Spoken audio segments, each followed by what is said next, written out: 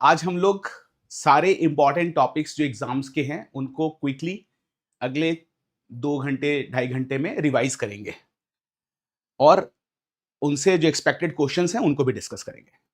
तो सबसे पहले बात करते हैं टीबी प्रोग्राम से। Let's start with TB programme first. We are going in this, the first thing is in the TB programme they can ask you about the target of NTP and SGG। Very easy to remember, this is just 2 thing. देखो यार, नए case को कम करना ये ज्यादा आसान नहीं है क्योंकि इसके लिए माल न्यूट्रिशन को कम करना पड़ेगा, लेकिन डेथ को कम करना बहुत आसान है क्योंकि हॉस्पिटल अच्छा हुआ, डेथ कम हो गया। तो डेथ का टारगेट इंडिया का और सस्टेनेबल डेवलपमेंट गोल का दोनों का टारगेट सेम है, 90% कम करना। ओके, और इंडिया ये टारगेट 2025 में अचीव करेगा, सस्टेनेबल डेवलपमेंट गोल 2030 में, इंडिया 5 साल पहले। और जब ये न्यू केस को कम करने की बात होगी तो ये टारगेट है 80%। तो बस इतना याद रखना है आपको, जो बार बार पूछते हैं कि भाई नए केस को कितना कम करना है हमें, 80%, और डेथ को कितना कम करना है, 90%। ओके, इंड टीबी स्ट्रेटेजी में 5% और इधर 10% ऐड कर देंगे तो ये इंड टीबी स्ट्रेटेजी हो जाएगी, लेकिन मेनली ये 80-90 याद रखना है। न्यू केस 80% कम, डेथ 90% कम। और एक्टिव केस सर्विलेंस हम लोग 4 प्रोग्राम में करते हैं। सबसे पहले तो आप मलेरिया के बारे में जानते ही होंगे, जिसमें MPW घुसता है गांव में 14 दिन में एक बार, और गांव में घुस करके सभी बुखार के मरीजों में जाकर के ब्लड सैंपल कलेक्ट करके 2 स्मीयर बनाता है। तो जैसे वहां पर MPW जाता है, वैसे ही टीबी प्रोग्राम में टीबी हेल्थ विजिटर एक नया पोस्ट बनाया गया है जो 1 लाख पॉपुलेशन में वर्क करता है और वो एक्टिव सर्विलेंस करता है। एक्टिव सर्विलेंस हम लोग किसके लिए करते हैं, हिडन केस के लिए करते हैं। और इसी तरह से एक्टिव सर्विलेंस मलेरिया के साथ साथ लेप्रेसी और HIV में भी होता है। तो 4 प्रोग्राम मेनली ऐसे हैं जिसमें हम जाके केसेस को खोजते हैं एक्टिव। और ये सवाल बार बार आया हुआ है कि अगर कोई पेशेंट HIV का आ जाए, या फिर अगले स्टोरी में आपको कोरोना का पेशेंट बोल सकते हैं, डायबिटीज का पेशेंट बोल सकता है, तो इन तीनों पेशेंट्स में हम लोग पहला टेस्ट कौन सा कराते हैं, ये सवाल आता है। तो ZN स्मीयर हम लोग पहले नहीं करते हैं, डायरेक्ट CBNAAT पहले करते हैं। कौन कौन सी भी 5 केसेस ऐसे हैं जिसमें हम लोग डायरेक्ट CBNAAT करते हैं। वो 5 केसेस कौन कौन से हैं? अगर कोई बच्चा है जिसमें टीबी का शक है, अगर किसी को पहले टीबी का इलाज हो चुका है, तो कोरोना के मरीज, HIV के मरीज और डायबिटीज के मरीज। HIV, diabetes, Covid, previously treated TB और पीडियाट्रिक टीबी, इन 5 केसेस में हम लोग डायरेक्ट CBNAAT कराते हैं, ZN स्मीयर नहीं कराते। और एक ये सवाल हमेशा याद रखना कि अगर किसी पेशेंट का आपने 2 स्पुटम सैंपल लिया और 2 ZN स्मीयर जो आपने लिया दोनों आ गया निगेटिव, 2 ZN स्मीयर निगेटिव आ गया, तो अगर 2 ZN स्मीयर निगेटिव है और एक्सरे देख करके लग रहा है कि टीबी है, तो इसमें हम अगला टेस्ट क्या कराएंगे? क्या ZN स्मीयर रिपीट करेंगे, क्या CBNAAT कराएंगे, या एक्सरे के बेसिस पे ट्रीटमेंट स्टार्ट कर देंगे, या एंटीबायोटिक देके 2 हफ्ते बाद दोबारा बुलाएंगे? तो अगर 2 ZN स्मीयर पहले ही हो चुका है तो रिपीट करने का कोई फायदा नहीं है। अब हम लोग इस पेशेंट को नेक्स्ट कराते हैं CBNAAT, क्योंकि आपको पता ही है CBNAAT polymerase chain reaction technique पे बेस्ड है। तो अगर छोटा सा भी सेगमेंट मिला बैक्टीरिया का तो वो एम्पलीफाई करके डिटेक्ट हो जाएगा। अगर CBNAAT अवेलेबल नहीं है तो एक्सरे के बेसिस पे भी क्लिनिकली कंफर्म टीबी कैटेगरी के अंडर ट्रीटमेंट स्टार्ट कर सकते हैं। लेकिन ये क्वेश्चन 2 बार आया हुआ है नीट का, अगर ZN स्मीयर निगेटिव है एक्सरे सजेस्टिव ऑफ टीबी का तो CBNAAT कराना। ओके, चलो अब एक जो सवाल इस बार हम लोग उम्मीद कर रहे हैं कि आने का है, वो ये है कि ड्रग रेसिस्टेंट जो टीबी केस होते हैं, जिसको हम लोग MDR-TB कहते हैं, उस MDR-TB का इलाज कैसे करते हैं और MDR-TB होता क्या है, ये 2 चीज पूछा जा सकता है। तो देखो, MDR-TB का डिफिनीशन बहुत सिंपल है, आपको पता भी होगा। आइसोनियाजिड और रिफेम्पिसिन दोनों का जब रेसिस्टेंस होता है, कम से कम दोनों का रेसिस्टेंस होना चाहिए। जब दोनों का रेसिस्टेंस होगा आइसोनियाजिड और रिफेम्पिसिन का, तब MDR कहेंगे। और MDR में जो न्यू रेजिम आई है वो कौन सी रेजिम है? उस रेजिम का नाम है BPAM रेजिम। तो बी पाम में फुल फॉर्म पूछ सकते हैं, या पूछ सकते हैं कि इसमें से कौन सी दवाई इंक्लूडेड नहीं है बी पाम में।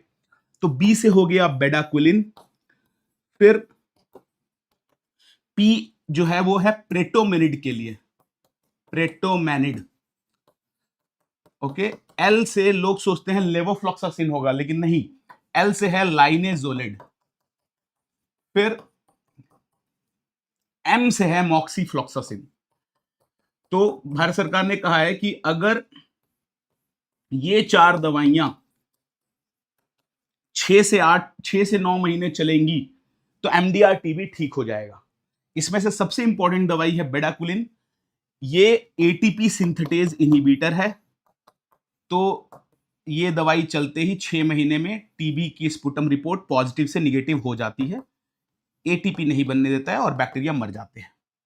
ठीक है, चलो इसके अलावा डिफिनीशन से लेकर के सवाल अभी तक तो कभी नहीं पूछे जनरली लास्ट 5-7 साल में, लेकिन अगर कोई 4 हफ्ते में ही दवाई छोड़ दे या नया केस होता है तो न्यू केस कहते हैं, या 4 हफ्ते से पहले दवाई छोड़ दे तो, और अगर कोई 4 हफ्ते से ज्यादा टाइम लेता है दवाई छोड़ने में तब हम उसको प्रीवियसली ट्रीटेड कहते हैं।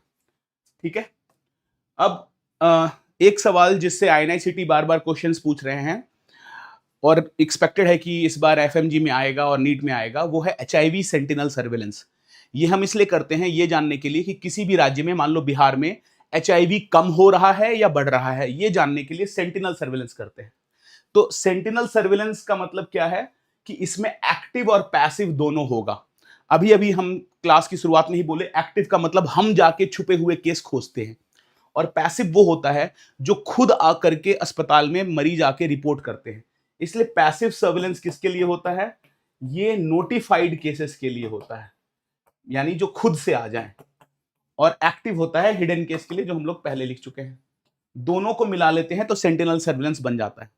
तो अगर मुझे बिहार में जानना है कि HIV बढ़ रही है या घट रही है, तो इस साल में जाऊंगा 2025 में 250 high risk group, 250 bridge population के लोगों को HIV का टेस्ट करूंगा और 400 ANC मदर का टेस्ट करूंगा, और इन्हीं 900 लोगों में इस साल भी करेंगे टेस्ट, और फिर अगले भी 900 लोग दूसरे हो सकते हैं, लेकिन इस ग्रुप के 250 और 400 लोगों को फिर से टेस्ट करेंगे।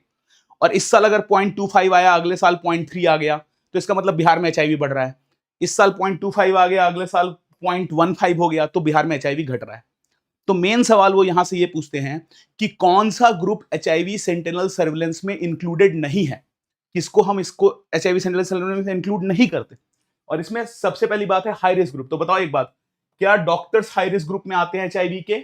आंसर है नहीं, है ना। सेक्स वर्कर आते हैं यहां, आपको अपनी परफॉर्मेंस बढ़ानी पड़ेगी अगर आप हाई रिस्क में आना चाह रहे हैं तो हाई रिस्क में एक तो सेक्स वर्कर है, दूसरा ड्रग यूजर, तीसरे ट्रांसजेंडर, और चौथे male having sex with male. Okay, तो ये 4 लोग हैं हाई रिस्क में। क्यों ट्रांसजेंडर और MSM हाई रिस्क में है? क्योंकि ये एनल सेक्स करते हैं मल्टीपल पार्टनर्स के साथ बिना कॉन्डम के, और एनल सेक्स से हाई रिस्क रूट है, इसीलिए ट्रांसजेंडर और MSM हाई रिस्क ग्रुप में आते हैं। फिर ब्रिज पॉपुलेशन में 2 लोग आते हैं, सिंगल माइग्रेटरी वर्कर और long distance truck driver. Single का मतलब ये नहीं है कि वो अनमैरिड है, मैरिड या अनमैरिड जो भी वाइफ से अलग रहेगा वो सिंगल है। इनको ब्रिज क्यों कहते हैं? क्योंकि समाज में आमतौर पे सेक्स वर्कर अलग रहती हैं एक सोसाइटी में, तो ये लोग जब पत्नी से बहुत टाइम दूर रहते हैं तो इसको एक बहाने की तरह यूज करके सेक्स वर्कर के पास जाते हैं, और सेक्स वर्कर से उनके HIV को लेकर के अपनी इनोसेंट वाइफ को पहुंचा देते हैं। अब इनकी वाइफ रह रही है आम जनता में और सेक्स वर्कर जनता से बाहर रह रहे हैं, तो ये बाहर की बीमारी, जो सोसाइटी से बाहर रहने वाले सेक्स वर्कर हैं उनकी बीमारी को अंदर ला रहे हैं, तो एक पुल की तरह काम कर रहे हैं, इसलिए इनको ब्रिज कहते हैं। तो टोटल 7 लोग हैं HIV सेंटिनल सर्विलेंस में। 4 हैं हाई रिस्क, कौन कौन? सेक्स वर्कर, ट्रांसजेंडर, MSM और ड्रग यूजर। 2 हैं bridge population, long distance truck driver और माइग्रेटरी वर्कर, और 1 है ANC मदर। टोटल 7 लोग इसमें हैं। चलो एक बात बताओ, हम लोग भी तो क्लास लेने जाते हैं अलग अलग स्टेट में, कंट्री में, 5 दिन, 10 दिन, 15 दिन, तो क्या मैं एक माइग्रेटरी वर्कर हूं? क्या लगता है आपको? नहीं हूं माइग्रेटरी वर्कर, है ना, क्योंकि हमारा ड्यूरेशन ऑफ स्टे छोटा है, इसके लिए बहुत लंबा स्टे पे जाके माइग्रेटरी वर्कर कहते हैं।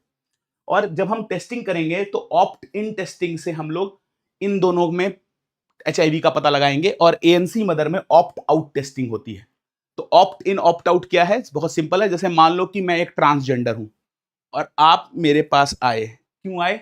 मेरा लेने ब्लड, है ना? तो पहले आप परमिशन लोगे कि क्या मैं ले लूं, तो मैं बोलूंगा कि ले लो, टेक इट, है ना? तो आई ऑप्टेड इन, है ना, मैं हां बोली, तब आपने लिया ना। तो इन दोनों में परमिशन लेके करते हैं। लेकिन एएनसी मदर तो इतनी सारी आ रही है टेस्टिंग के लिए, उनमें परमिशन लेने की जरूरत भी नहीं है, क्योंकि 5 टेस्ट एएनसी में और ब्लड ट्रांसफ्यूजन में कंपलसरली हर जगह करते हैं। और ये सवाल एमसीआई में आ चुका है कि ब्लड ट्रांसफ्यूजन में इसमें से कौन सा टेस्ट नहीं करते हैं। तो आपको पता होना चाहिए 5 से कौन कौन से टेस्ट हैं जो बीटी में और एएनसी में करते हैं। बहुत आसान है याद करना। 3 तो ब्लड वाले एचआईवी, हेप बी, हेप सी हो ही गए। बस आपको 2 याद करना है, मलेरिया और वीडीआरएल। ये 5 टेस्ट एएनसी में भी है और ब्लड ट्रांसफ्यूजन में भी है, कंपलसरी। तो क्योंकि कंपलसरी इसलिए परमिशन नहीं लेते हैं, और एएनसी मदर में ऑप्ट आउट स्ट्रेटेजी से टेस्ट करते हैं। अगर कोई ना कराना चाहे तो ऑप्ट आउट कर सकता है, हम जबरदस्ती नहीं करेंगे। ओके, तो ANC sentinel, HIV sentinel surveillance याद रखिएगा। उसके बेसिस पर हम राज्यों को अलग अलग कैटेगरी में डिवाइड करते हैं। और सवाल आएगा आपसे, सिर्फ और सिर्फ मॉडरेट प्रिविलेंस स्टेट से सवाल आता है कि मॉडरेट प्रिविलेंस स्टेट का क्राइटेरिया क्या है। और खास करके ये जो जून जुलाई का होता है एग्जाम, उसमें थोड़े से क्वेश्चन वो आईएनआईसीटी से भी लेते हैं और टफ क्वेश्चन देने की कोशिश करते हैं, क्योंकि इस समय इंटर्न की जरूरत नहीं होती है। तो इस टाइम के क्वेश्चंस में ये आने का चांस है। मॉडरेट प्रिविलेंस स्टेट किसको कहेंगे एचआईवी का? तो देखो, हाई प्रिविलेंस उसको कहते थे जिसमें एचआईवी सेक्स वर्कर में या हाई रिस्क ग्रुप में 5% से ज्यादा है, और एएनसी मदर में भी 1% से ज्यादा है। इनको हाई रिस्क कहते हैं। लेकिन मॉडरेट प्रिविलेंस में पहला फोकस आप किस पे करोगे? पहला फोकस सेक्स वर्कर में कम करना ज्यादा जरूरी है या एएनसी मदर में? तो देखो, एएनसी मदर आम जनता में रह रही है, पहले उनमें कम होगा। हाई रिस्क ग्रुप वाले में एचआईवी मॉडरेट में 5% से ऊपर है, लेकिन पहले किसको कम करेंगे? एएनसी में एचआईवी को कम करेंगे, वहां 1% से कम आएगा। मॉडरेट प्रिविलेंस का क्राइटेरिया क्या है कि हाई रिस्क ग्रुप में एचआईवी 5% से ज्यादा और एएनसी में 1 से कम। क्योंकि एएनसी आम जनता में है तो पहले हमें उसे कम करना पड़ेगा। ठीक है, यही यहां क्राइटेरिया लिखने की जरूरत नहीं थी, लिखा हुआ मॉडरेट। आप आई होप याद रखेंगे कि अगर हम एएनसी में बात करेंगे एचआईवी की तो 1% से कम, और हाई रिस्क ग्रुप में एचआईवी की बात करेंगे तो 5% से ज्यादा होगा। ठीक है, अगली बात क्या है कि आई प्रोग्राम की जब हम बात करते हैं तो उसमें 6 क्वेश्चन आते हैं कंफ्यूजिंग। पहला तो ये इस टॉपिक से उठाते हैं कि लो विजन का सबसे कॉमन कारण क्या है, और लोग लिख देते हैं कैटरैक्ट। कैटरैक्ट ब्लाइंडनेस का सबसे कॉमन कारण है। लो विजन का सबसे कॉमन कारण है रिफ्रैक्टिव एरर। और अगर वो लिखेंगे कि चाइल्डहुड ब्लाइंडनेस का मोस्ट कॉमन कारण क्या है, जो आ चुका है एमसीआई में क्वेश्चन, तो चाइल्डहुड ब्लाइंडनेस का मोस्ट कॉमन रीजन है विटामिन ए डिफिशियंसी की disease.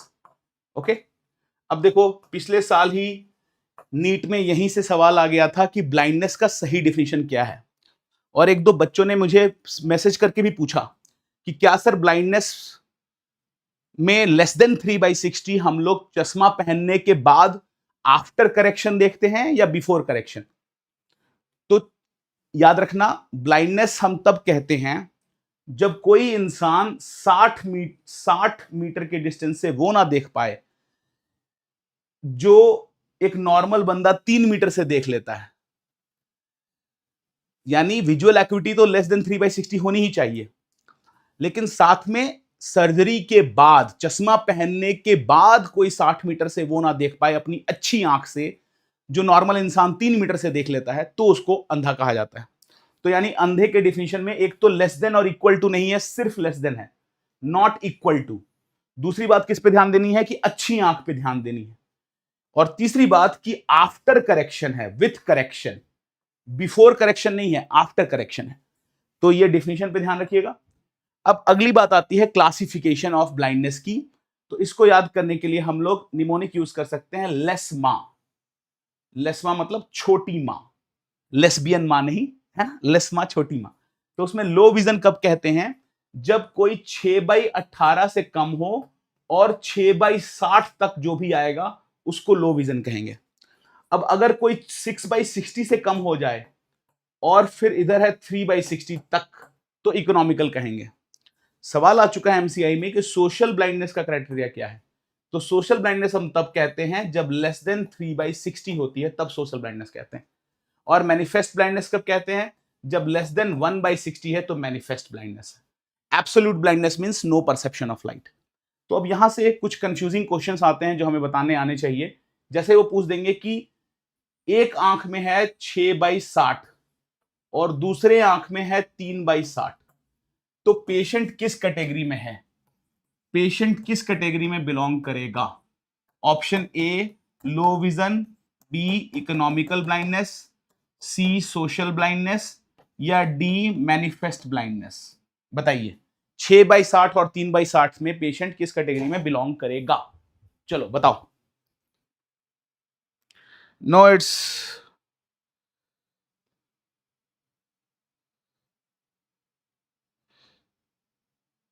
Morgan Maran want me to teach in English. Okay, bro. I can teach in English. Okay, Saurav, I will teach in English. It's not recorded. It's just, I have kept it there. So, yes. So, I will teach in English. Don't worry. Sorry for that point. Actually, I was willing to take one session in Hindi, then another session in English. But anyway, let's go with English. So, where will you put this patient? 3/60, 6/60? First of all, which eye we have to look? Better eye. Which one is better eye? 3/60 or 6/60? 6/60 is the better eye. Definitely it's the better eye. Now, where do 6/60 belong? The answer which has come is social blindness. I know people will answer social blindness. But I will mix Hindi and English. Don't worry. Whatever I will say in Hindi, I will repeat in English. Focus here. I hope you are understanding. So 6/60, 3/60 है. 6/60 better eye है. And in which category you are getting 6/60? 6/60 is in low vision. Economical blindness is less than 6/60. I'm not saying less than 6/60 there. I'm just saying 6/60. And you can see 6/60 belong to low vision. So answer is low vision. Okay, which is very confusing. That's why you didn't answer in. I know answer will not come low vision. Usually in class also people don't get confused here. You have to remember this point, that unless I say less than 3/60, it's not social blindness. Social blindness is less than 3/60. Plus, we have to look at better eye after correction. Okay, so the answer is definitely A, low vision. Okay, let me have one more question. If I say 3/60 and 1/60, now answer. Where do the patient belong? 3/60, 1/60. Is it low vision, economical, social, manifest? Which category patient will belong? 3/60, 1/60. Please answer quickly. We don't have much time here. 3/60, 1/60. Where the patient will belong? Tell me. Tell me, my dear friends.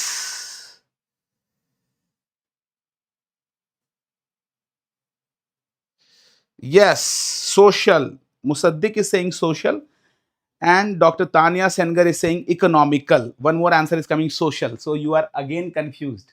And that's why I am revising this with another question. Which eye you will look? 3/60, 1/60. Which one is better eye? अच्छी आंख कौन है?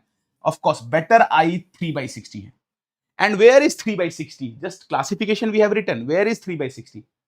3/60 is not in social blindness. Social blindness is less than 3/60. 3/60 you can see it's written here. 3/60 is in economical blindness category. So answer this time is economical blindness. Okay. So do remember first thing that the sequence is less ma, low vision, then economical, then social, manifest, absolute. And we call it economical if it is less than 6/60. We call it social if it is less than 3/60. And social blindness is known as blindness in WHO criteria. So blindness and social blindness are not two different things. They are the same thing. Okay. So where will the social blindness will go? It will go less than 3/60. Okay, and here it is not less than 3/60, 3/60. That's why answer is economical. Okay, chalo, correct. Deepak Pandre is also correct. Chalo, next question is, next thing, acha, let's do this question. Acha, let's do this. We have done this, practice this question. 3/60, 6/60, where the patient will go. Low vision is less than 6/18 till 6/60. So because it is 6/60 written, so this will go in low vision, है ना? Because good eye is 6/60 and till 6/60 it is low vision. Less than 6/60 is economical blindness. And here we are not talking about less than 6/60. We are talking only 6/60. So answer is low vision. And we only focus on good eye, better eye. So we only focus there, and based on that, answer will be this. Of course, cataract, refractive error, and childhood blindness are in India and WHO list both. But WHO also focus on onchocercosis separately. This disease only occur in Africa, not in India. So this is in WHO list, onchocercosis, but not in India list. In India list, what are the 3 extra disease? Diabetic retinopathy, corneal opacity, and glaucoma. These are the 3 diseases in India list, which is not in WHO list. So now when we talk about leprosy, first thing which they keep asking is, when do you decide that leprosy is eliminated? So for elimination, there should be less than 1 case, not 1000, less than 1 case per 10,000.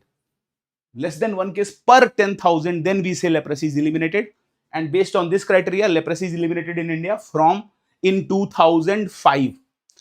Then second thing they ask, what is the best indicator of impact of leprosy program? Is leprosy program decreasing case or not? In leprosy program, we are detecting case well or not? So these all things are detected by annual new case detection rate. So best indicator of impact is annual new case detection rate. But how we decide elimination? Based on prevalence. And how much prevalence we need for elimination? Less than 1 per 10,000. Okay. Next thing is that in the leprosy diagnosis, what are the 3 symptoms based on which, or 3 sign and symptoms based on which we can diagnose it? First is, there should be depigmented patch, then there should be loss of sensation and thickened nerve. Depigmented patch, loss of sensation, thickened nerve.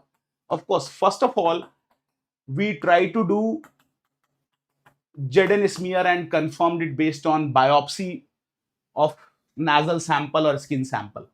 But if biopsy is not possible, then we just based on these 3 symptoms, we can start treatment of leprosy. And which nerve for thickening, which nerve we look for? We look ulnar nerve thickening most commonly, because ulnar nerve is superficial, so easy to palpate. Second nerve we look for is auriculotemporal nerve. Okay, and these are the 3 symptoms based on which we can diagnose. Then there is one more question based on which this thing, that if they give an image of filariasis patient cleaning their leg or leprosy patient cleaning the leg, then which level of prevention it will go. So if there is care of leg of filariasis patient or leprosy patient, leg care image is given, then leg care is preventing disability in that person. So it will be under disability limitation. And this disability limitation is tertiary level of prevention. है ना, हम उस बेचारे के पांव को और खराब होने से रोक रहे हैं. So because we are preventing the leg from getting further damaged, so if there is filariasis or leprosy patient leg care, it all comes under disability limitation. And this disability prevention medical rehabilitation is also done in leprosy program. I hope you might have seen this SPARSH have this logo in which there is Sapna. Sapna is the ambassador of this SPARSH program. SPARSH का मतलब होता है healing touch. So in SPARSH, what we try to do, we try to increase awareness in the community. Ki if someone develop leprosy, you need not to throw him away. Give him regular medicine for 2 months, then you can accept him in the family. Second thing, we tell them how to detect leprosy early. So Sapna is the mascot of leprosy program, SPARSH program. And how will you identify Sapna? You must have seen the image. There is 2 choti, which is Sapna is a school girl with 2 choti. and then you can also find MENA logo with MENA and parrot, green color parrot in the logo. If you found, this is the mascot of UNICEF program. Okay, mascot of UNICEF. And there is a very famous question from UNICEF which they ask, that who fund seed and manure of applied nutrition program. So UNICEF fund these two things, seed and manure of which program? Applied nutrition program. Okay. Under this applied nutrition program, UNICEF thought that we will start giving Anganwadi fresh seed and fertilizer so that they can produce their own vegetable and give healthy food to children in Anganwadi and government school midday meal.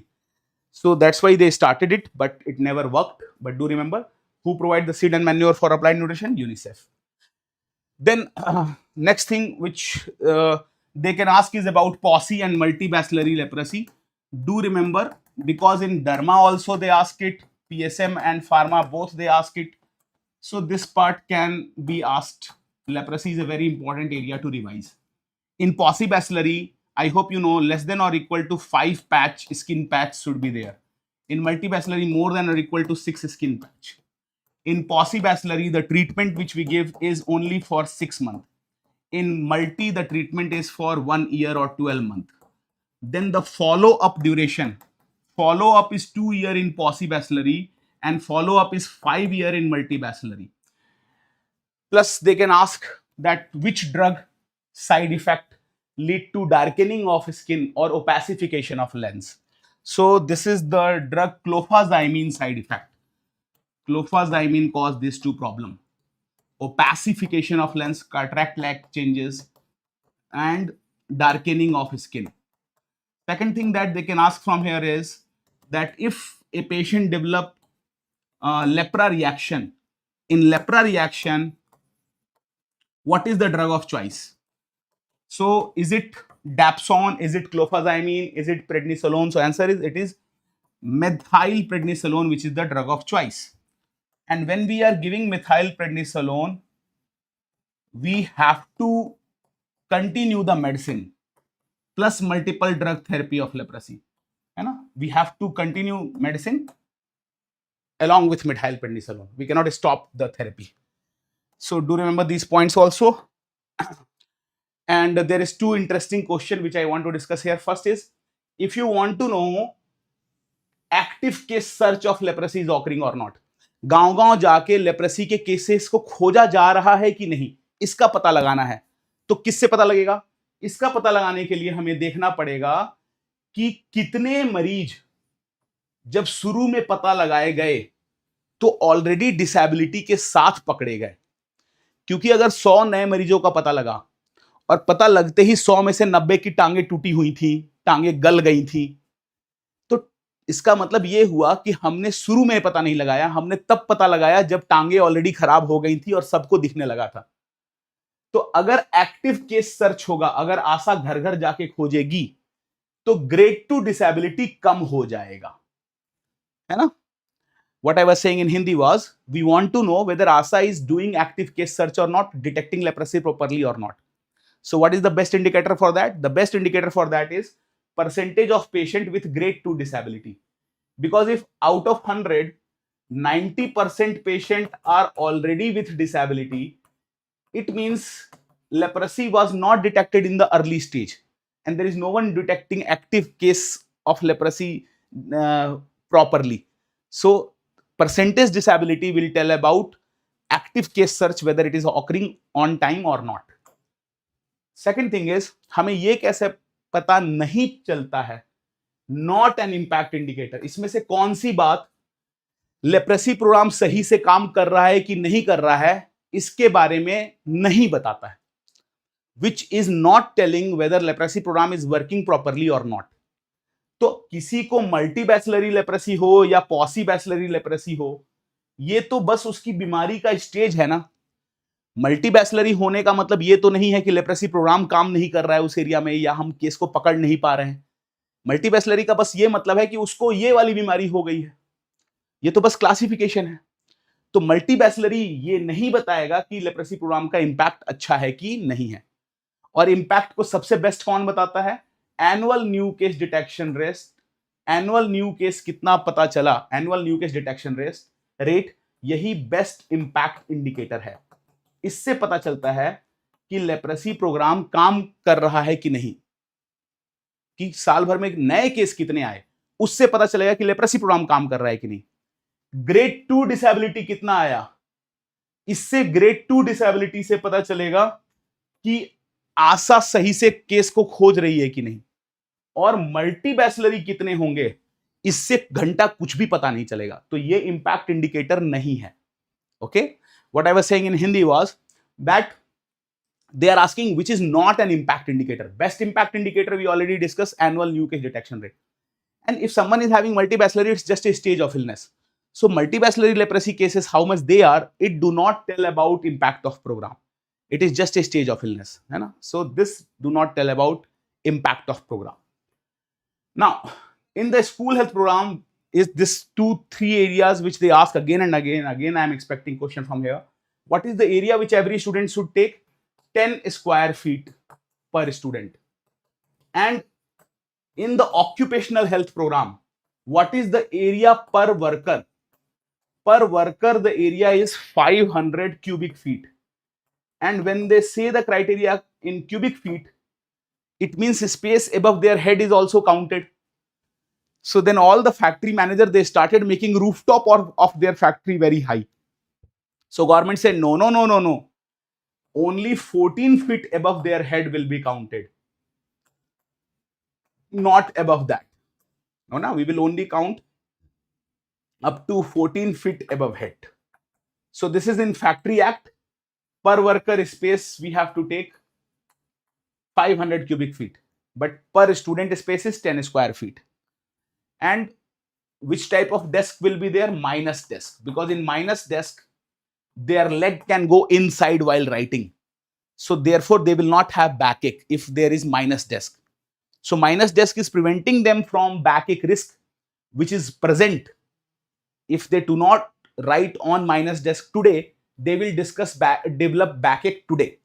So minus desk is an example of primary prevention, because primary prevention means risk present.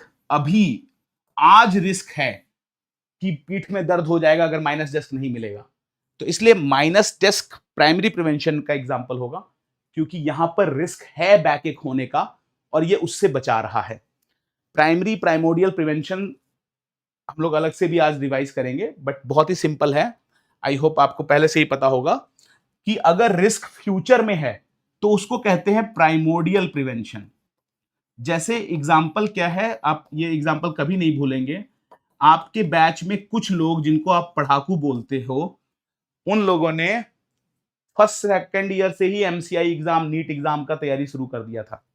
तो वो primordial prevention है, क्योंकि first second year में तो MCI NEET का exam नहीं होना है, लेकिन वो टाइम रिस्क फ्यूचर में है तभी से तैयारी कर रहे हैं।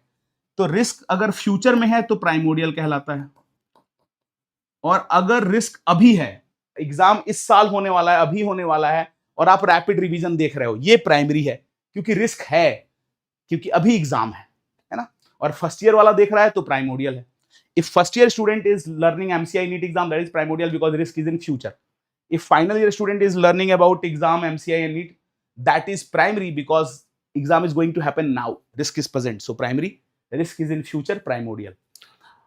Then they say that what is the maximum number of student per class? 40. एक सुसु कितने पे? 60 पे।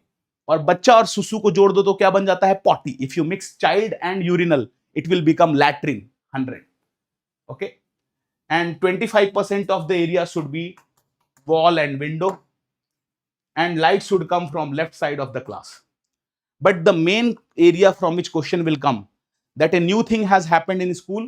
In a school, on every Tuesday, they are celebrating Health and Wellness Day. Why Tuesday? Because Tuesday is Hanumanji birthday.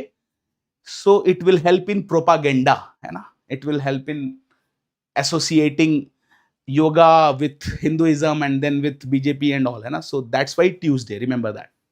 Second thing is they will choose one boy and one girl as health and wellness messenger, and one male and female teacher as health and wellness ambassador. So because of this new work in school health program, now school health program come under Ayushman Bharat also. This is one thing which they keep asking, school health program come under which thing? So first thing, it come under PHC, क्योंकि PHC का एक काम है screening करना, और PHC से ही teacher को एक दिन की ट्रेनिंग मिलती है, वो स्कूल में जाता है और स्कूल में टीचर जाकर के 150 बच्चों को लाइन खड़ा कर देता है, खंबे पे एक स्नेलन चार्ट लटका देता है, बोलता है पढ़ो एक हाथ से, पढ़ो एक हाथ से जाओ। तो कौन स्क्रीनिंग करता है स्कूल हेल्थ प्रोग्राम में? डॉक्टर नहीं, टीचर। उसको ट्रेनिंग कहां से मिलती है? PHC के विजन सेंटर से। इसलिए school health programme PHC vision centre के अंडर आता है। और ये आयुष्मान भारत के अंडर क्यों आता है? क्योंकि अब हर ट्यूसडे को मनाना जा रहा है हेल्थ एंड वेलनेस डे, और आयुष्मान भारत में एक सब सेंटर का नाम बदल के, PHC का नाम बदल के उन्होंने कर दिया है हेल्थ एंड वेलनेस सेंटर। तो क्योंकि हेल्थ एंड वेलनेस डे है यहां पर स्कूल हेल्थ में और वहां हेल्थ एंड वेलनेस सेंटर, इसलिए इसको आयुष्मान भारत में भी डाला गया है और PHC के विजन सेंटर के अंदर भी आता है ये। What I was saying in Hindi was, because the teacher which is doing the screening in school health program, this teacher getting training from PHC Vision Center. So school health program come under PHC Vision Center. And because in school health program on Tuesday we are celebrating Health and Wellness Day, and in Ayushman Bharat Sub Center and PHC are known as Health and Wellness Center. So we are calling that school health is also under Ayushman Bharat. Okay. So we will talk about Ayushman Bharat a bit here. Very simple. 1 minute and you will know everything about it. First thing is the logo they ask. So the logo is pot with 5 leaf to make you remember about 5 lakh rupees given. And this 5 lakh rupees which is given, this is given per family per year, not for one person. And this is given to which family? Economically weaker section family. And this program is under Ayushman Bharat. But the name of this program is PMJ. प्रधानमंत्री, PM you know प्रधानमंत्री Jan Arogya Yojana. Okay, this is Jan Arogya Yojana. Second question which has come from this part is, who fund Ayushman Bharat? Is it funded only by center or by center and state both, or it is funded by state? So do reply me this question, who fund Ayushman Bharat? Okay. Next question is, next point is कि under Ayushman Bharat we have health and wellness centre. ये क्या है? Health and wellness centre. They are just changing the name of sub centre and PHC and making it health and wellness centre. And in the health and wellness centre they will give 8 facility: dental and psychiatric, mental, ENT and ophthal. Then there is 5th facility is palliative care, post cancer relief. 6 is for mother and child care, 7 is old age geriatric care, and last 8 is yoga, क्योंकि योगा से सब होगा. So that is under health and wellness center, which is renaming of sub center and PHC. And last is school health program, which also come under Ayushman Bharat. So do remember these basic thing about Ayushman Bharat. Chalo, next is in the NPCDCS they will ask which disease is not included in NPCDCS. So cancer, diabetes, cardiovascular disease, stroke, these 4 are included, rest are not included. And ASA will measure BP and random blood sugar of more than 60-year villager. That is also under NPCDCS program. Now, the main question and confusing part of this thing is, what is the most common cancer in females of India? Tell me. Most common cancer in females of India. This question has came already in MCI exam. Most common cancer in females of India. Is it breast cancer or is it cervical cancer? Do reply in the chat box. Is it breast or cervical cancer? Okay, tell me. Most common cancer in female of India. What is the most common cancer in males in the world? In the world, most common cancer of male is lung cancer. But in India, most common cancer in Indian male is lip and oral cavity. क्योंकि ऊंचे लोग ऊंची पसंद मानिक चंद, और बोलो तो बोलो जुबा केसरी, और मुंह में रजनीगंधा कदमों में दुनिया. These are the ads which they use for selling this tobacco product. and because Indian males are chewing much, so there is lip and oral cavity which is more in males of India, but males of world are smoking more, so lung cancer is there. Yes, very good. I am asking most common cancer in females of India. Females of India, most common cancer. Do you know this? Because this has been asked already in PYQ of MCI exam. Answer is not cervical cancer. Whether it's female of India or world, answer is always breast cancer. Do not be confused here. Most common cancer in female of India. And if I ask most common cancer in female of world, again the answer is breast cancer. In fact, if I ask most common cancer in the world, is it lung cancer or breast cancer? This is again breast cancer. And remember, this point is non-controversial point. All these things are written in Park textbook. And if any teacher is telling you anything other than this, please don't trust that teacher, because collecting data from people is PSM work. So PSM data is the data which you have to trust. Okay. And it is written in Park, so I need not to make you believe there. Why breast cancer most common? Because ask it from your friend group itself. Some of them, 2-3 will have relatives having breast cancer and still they are surviving. But if someone will develop cervical cancer or lung cancer, or cervical and lung cancer people, they die within 2-3 years of diagnosis. So you must be knowing this formula, that prevalence is equal to incidence into duration of disease. Based on this formula itself has been asked in MCI exam just last year. है ना? Prevalence means total case. जब कभी भी हम देखना चाहेंगे कि total case किसी बीमारी के ज्यादा है या कम है, तो ये दो बातों पे निर्भर करता है. इंसिडेंस क्या होता है? फॉर्मूला इंसिडेंस का फॉर्मूला होता है न्यू केस. कितने न्यू केस आए हैं divided by population at risk. New case ऊपर लिखते हैं और नीचे लिखते हैं उन लोगों के बारे में जिनको बीमारी होने का या कैंसर होने का डर है. सो जब कभी भी हम जानना चाहेंगे कि टोटल केस कितने हैं, तो ये इस बात पर निर्भर करेगा कि लोग कितने समय तक सफर कर रहे हैं. और क्योंकि ब्रेस्ट कैंसर में लोग बहुत लंबे समय तक बचे रहते हैं, सफर करते हैं, 5, 10, 15 साल तक बचे रह जाते हैं, इसीलिए ड्यूरेशन ऑफ डिजीज ज्यादा होने के चलते किस बीमारी के मरीज सबसे ज्यादा मिलेंगे? ब्रेस्ट कैंसर के, क्योंकि वो बहुत लंबे समय तक बचे रह जाते हैं. बचे रह जाने के चलते उनका प्रिवलेंस हमेशा ज्यादा होगा. ठीक है? So do remember this point. What I was saying in Hindi was that because breast cancer people can survive for 5 years, 10 years, 15, 20 years also sometime, and therefore their duration of breast cancer is high. They suffer for longer time, and because of that prevalence of breast cancer is high. Ask it from your batchmates also. There will be more cases of breast cancer in your relative as compared to cervical or lung cancer cases, because lung cancer, cervical cancer, they die within 1-2 years. Breast cancer survive very long. Okay, so this is the question about cancer which they keep asking. I hope you will reply it.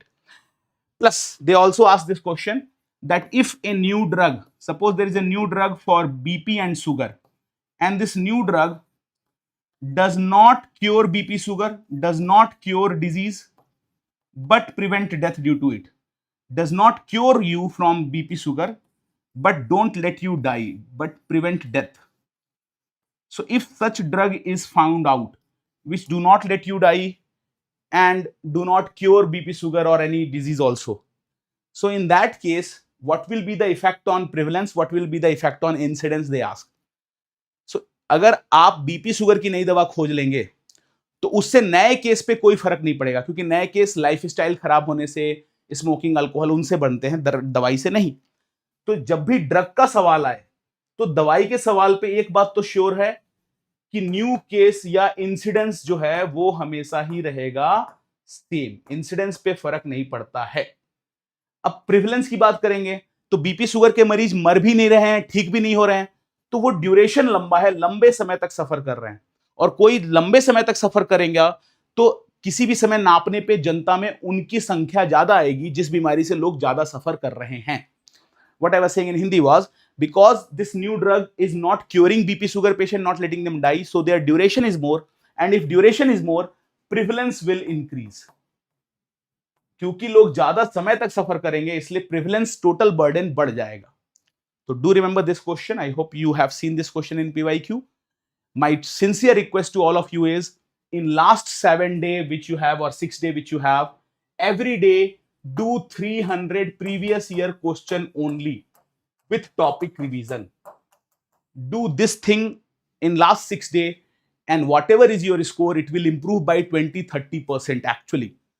Yes, just by last 6 day 300 paper every day if you will do, you will be in practice, and do it in the same time when exam is there.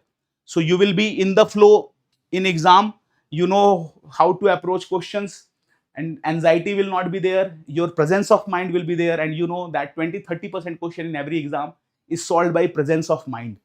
So it's very important that from now till your exam day, every day, do not revise theory, do not listen to any teacher's videos also, not even my or any videos, but do this 300 PYQ with topic definitely, and try to do this PYQ year wise. This many year I have done, this will be in your mind. Chalo, now there is two area of questions which come again and again. One is about prenatal diagnosis of sex. तो अगर आपके पास एक female आती है, ये female है 32 year female, para 4, gravida 3, life 3, और आपके पास आई, तो क्या आप इनका अल्ट्रासाउंड नहीं करोगे? क्या आप अल्ट्रासाउंड करोगे, सेक्स का पता नहीं लगाओगे और इनको नहीं बताओगे, या अल्ट्रासाउंड करोगे, सेक्स का पता लगाओगे लेकिन बताओगे नहीं? तो इसमें से क्या आंसर सही है ये बताना है आपको. Of course you can see the options in English. Main question is, of course you will do ultrasound, but will you determine sex or not? This is the difference. Don't determine sex or determine sex. What you will do as a doctor? A, B, C. Do let me know. Will you determine sex or will you not determine sex? So this decision of determining sex or not determining sex depends on 5 criteria. First criteria is age of female more than 35 years determines sex. Okay. Second is, if there is history of 2 or more abortion, then you can determine sex. History of family history of mental illness or family history of genital problem, family mental history, mental problem or genital problem in, or if there is history of X-ray or drug exposure, such drug which can cause problem to children. तो अगर इसमें से कोई भी history है तो भी हम सेक्स का पता लगा लेंगे, और एज 35 साल से ऊपर है तो भी सेक्स का पता लगा लेंगे. ये कॉमन सेंस से आप याद कर सकते हो कि भाई पहले कभी एबॉर्शन ज्यादा हुए हो, घर में कोई पहले से कॉन्जेनिटल एनोमली हो, या फिर ड्रग लेकर के रिस्क कर दिया हो प्रेगनेंसी को. तो इसके अलावा एक और लास्ट क्राइटेरिया है, 5वां क्राइटेरिया, कि भाई अगर मेडिकल बोर्ड अप्रूव कर दे तो भी हम सेक्स का पता लगा सकते हैं. मेडिकल बोर्ड अप्रूवल, इससे भी पता लगा सकते हैं. ओके. अब यहां पर देखो इस स्टोरी में, in this medical board approval is not written in the question, age is not more than 35 year, and there is no history of more abortion, congenital anomaly in family member, or past history of drug or X-ray exposure. So because no thing is there, we will not determine sex. Perform ultrasound, but don't determine sex. We determine sex only in these 5 criteria, which I have written here.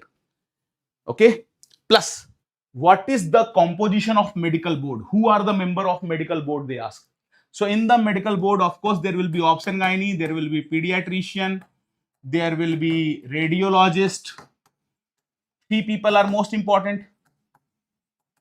Other than these 3 people, there is one nominated member. This nominated member is generally chief medical officer, but it can be some social worker also. So these are the 4 people who are the part of medical board. This question also came in NEET exam last year, who are not a member of medical board. Then there is a question in forensic part that when do we do this medical termination of pregnancy part, which they keep asking. Do remember, if the thing is about failure of contraceptive, मान लो condom फट गया आपका sex करते हुए और उससे pregnancy हो गई, तो failure of contraceptive up to which week we can do MTP? MTP is only up to 20 weeks, not more than that. Second question, in which condition MTP allowed after 24 week? After 24 week, in which condition you can allow MTP? Option A, is it congenital anomaly?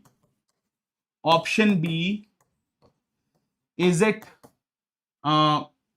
rape? Option C, is it incest? Or option D, all of above?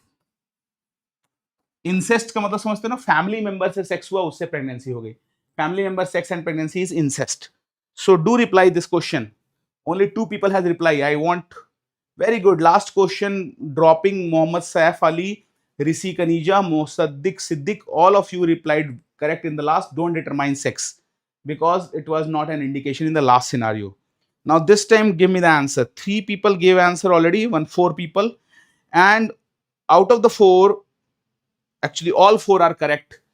After 24 week we allow it only for one thing, that is congenital anomaly, not for any other thing. After 24 only congenital.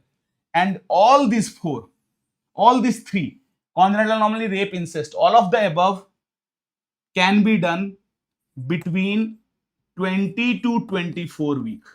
If it is 20 to 24 week, we can use it all the 3, है ना. Between 20 to 24 week we can do MTP for all the 3 things: congenital anomaly, rape, incest. But if we are doing 20 to 24 week, we need 2 doctor permission. Okay. If we are doing after 24 week, we need medical board permission. If we are doing up to 20 week, we need only 1 doctor permission. So I hope permission part is clear and this MTP part is clear to you. Now, in the last MCI exam only they ask that there is a disease, suppose it is chicken pox, and for chicken pox the incubation period for chicken pox is 10 to 21 day, यानी 10 से 21 दिन होते होते तक अगर chicken pox का virus आपके body में घुसा है तो लक्षण आ जाएंगे. Symptom will come if symptom will come maximum within 21 day if chicken pox virus is in your body. So this is their incubation period of chicken pox. And what is the isolation period of chicken pox? Isolation period, or you can call it as period of infectivity. Period of infectivity. This 2 term, based on this they are asking question in micro also and in of course PSM also. So period of infectivity for chicken pox is 6 days. So my question is, 6 days infectivity period, 10 to 21 day is incubation period for chicken pox. The question which came in NEET exam is, what is the duration of quarantine? For how long you will do quarantine of this patient, this person? Option A, duration of quarantine is 10 day, B 21 day, C 6 day, or 10, 21 day, 6 day. Just 3 options are there. What is the duration of quarantine? Tell me. 10, 21 or 6 day. So quarantine we do on healthy people or sick people? Quarantine is done on healthy people suspected of carrying infection. Suppose in your batch, some student went to New Zealand to meet his girlfriend. Suppose that student is Muhammad Saif Ali Khan himself, है ना? He went to New Zealand to meet Kareena Kapoor herself, है ना? So when he entered at New Zealand airport, Saif Ali Khan, at the airport there was a lady doctor who stopped Saif Ali and said ki there is a virus in your body. So till now he is healthy. Till which time Dr. Saif Ali will be quarantined? Till maximum time of appearance of symptom of chicken pox pass away. जब तक chicken pox के आने के chicken pox के जो लक्षण हैं, दाने वगैरह हैं, उनके निकलने का मैक्सिमम टाइम गुजर ना जाए, तब तक क्वारंटीन होगा, है ना? Quarantine is done till maximum period of incubation. And what is maximum period of incubation? 21 day. So quarantine will be 21 day till maximum incubation period. And this 6-day period of infectivity, what is this 6 day? 6 day is for isolation. So till 21 days Saif Ali will be quarantined at New Zealand airport. After 21 day, when Saif Ali was about to come, suddenly one vesicle came out somewhere. I will not tell you in which organ, but it came out. So when vesicle came out, now the person is having disease. And isolation, whenever we do it on the person who have disease. On diseased person, we do isolation. And now till which time Dr. Saif Ali will be isolated? Till he can infect other. Till period of infectivity, we do isolation. So isolation of chickenpox is 6 days. And quarantine is 21 day maximum incubation period. I hope these two things separately you will remember. So that's why we have to remember some incubation period and some isolation period.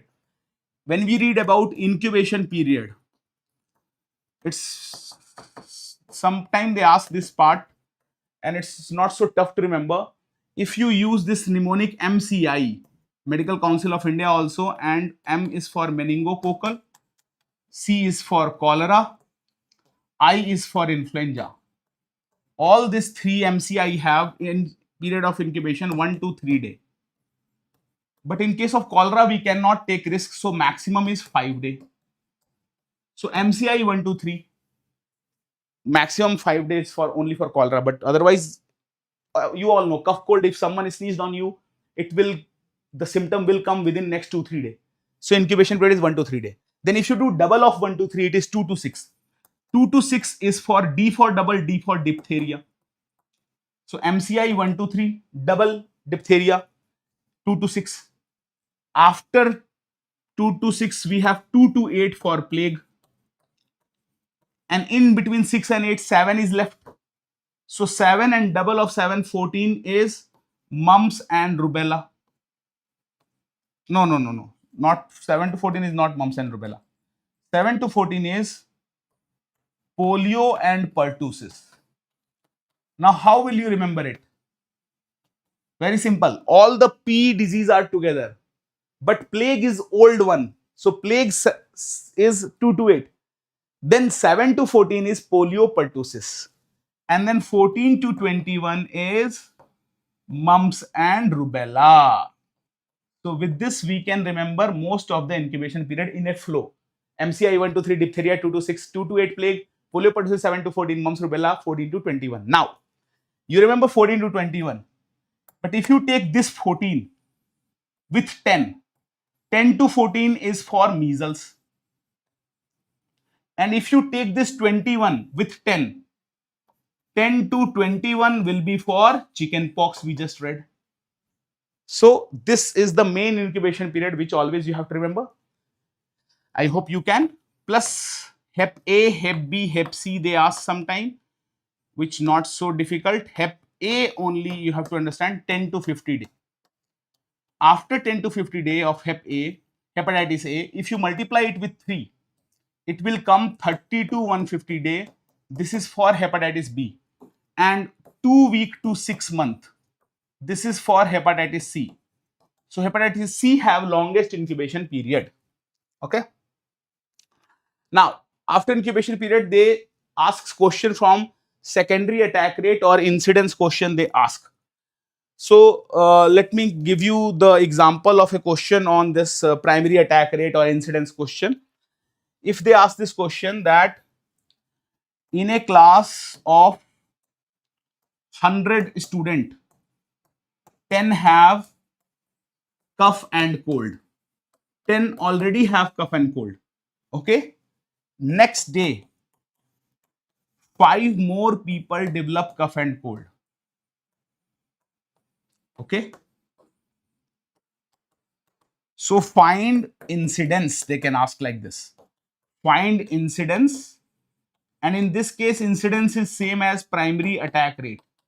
So find incidence or primary attack rate. Okay. Option A, is it 5 by 100? B, is it 10 by 100? C, is it 5 by 90? Or D, is it 10 by 90? So what is the answer here? Can you tell me this calculation? Because 3-4 calculation question will also come in your exam. This is a calculation which came in INIT exam, similar to it. But I hope you can do it. They are just asking, what is primary attack rate? So what is primary attack rate? People infected in first round of infection by total susceptible is primary attack rate. And here they are not asking primary attack rate. Kindly forgive me for this. They are just asking incidence. They are not asking primary attack rate. They are asking incidence. Incidence and primary attack rate have a difference. What is the definition of incidence? We just have written in our last part also while discussing. कि incidence का मतलब होता है कि नए case कितने हुए और कितने लोगों पे केस होने का खतरा था. Population at risk. खतरा कितनों पे था और नए केस कितने हुए, इससे पता चलता है इंसिडेंस. तो यहां पर कितने लोगों पे रिस्क था, how many were at risk. देखो क्या आंसर होगा इसका. Give me the answer in the chat box. Only one answer has came. Anirudh is only able to answer it. Some more people. Yes. Do reply.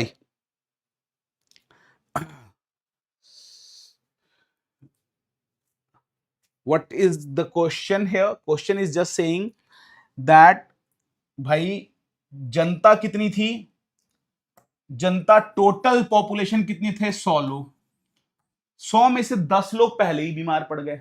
तो जो पहले बीमार पड़ गए अब वो दोबारा तो बीमार नहीं पड़ने वाले हैं, इसलिए हम 100 में से 10 को माइनस कर देंगे.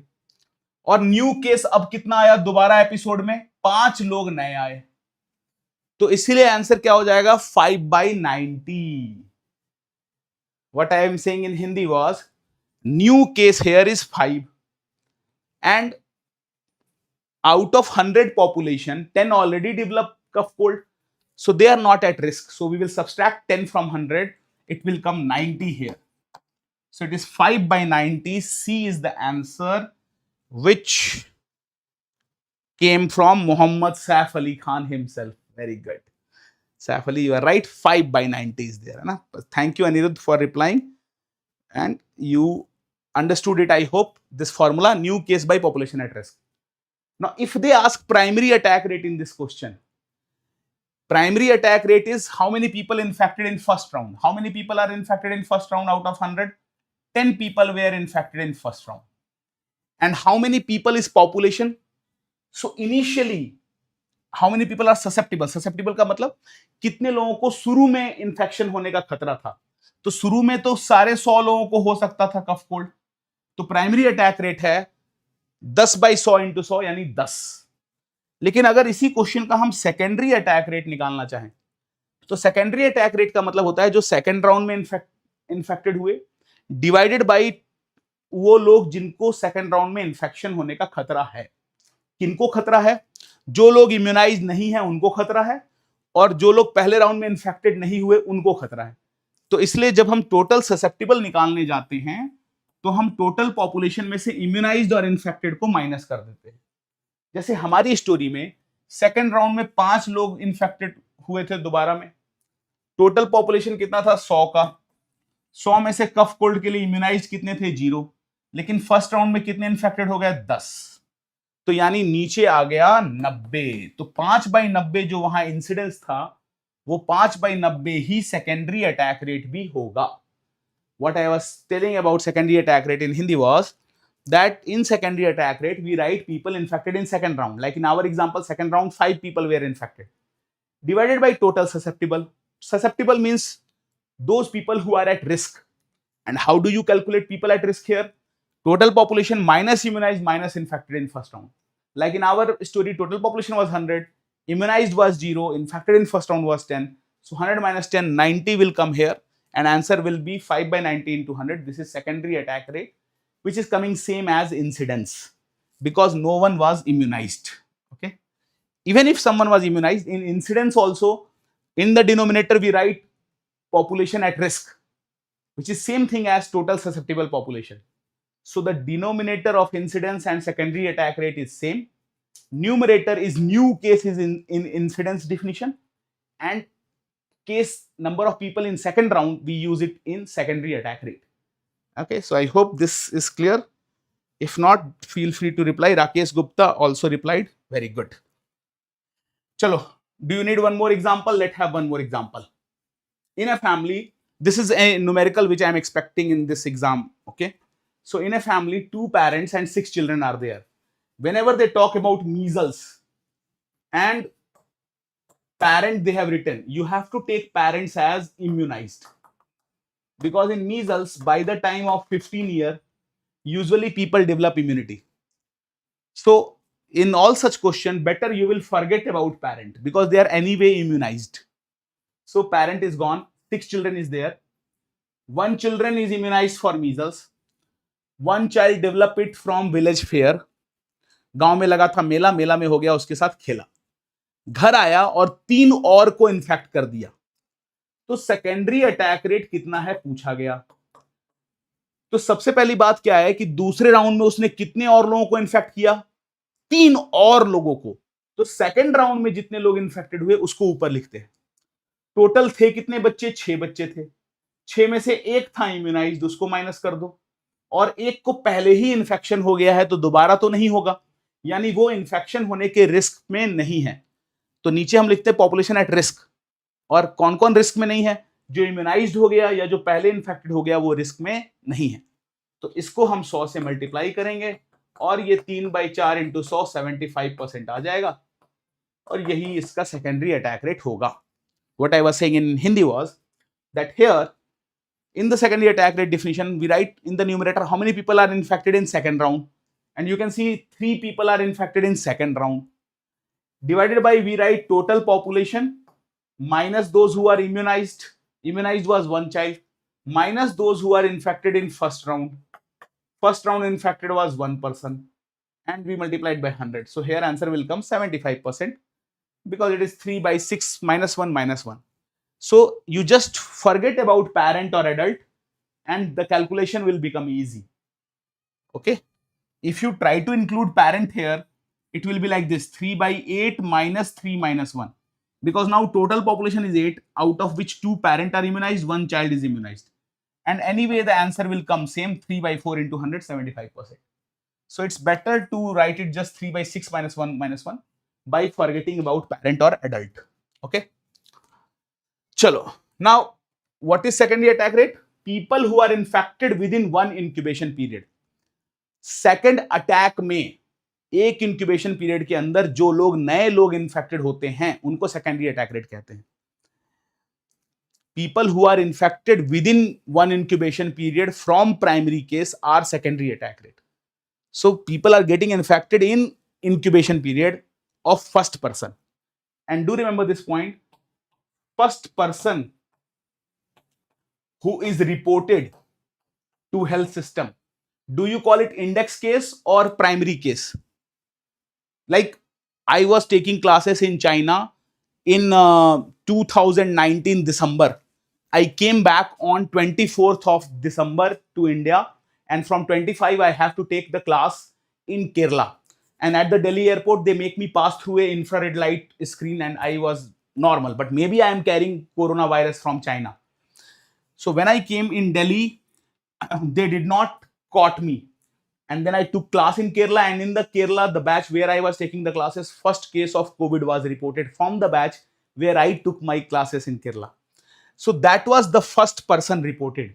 Will it be primary case or index case? That student from Kerala who got reported as first case is the index case. First case reported is index case. And first real case, suppose real case was me who came, but because at Delhi airport I was not caught, so I kept on spreading it. So first real case is primary case. And if suppose at Delhi airport they would have caught me by any method, then primary case would have become index case. Both of them will become same. But because I was not caught, so I was primary and someone else was secondary case, or reported case is index case. Okay. So I'm saying that I am the Thanos for India, maybe.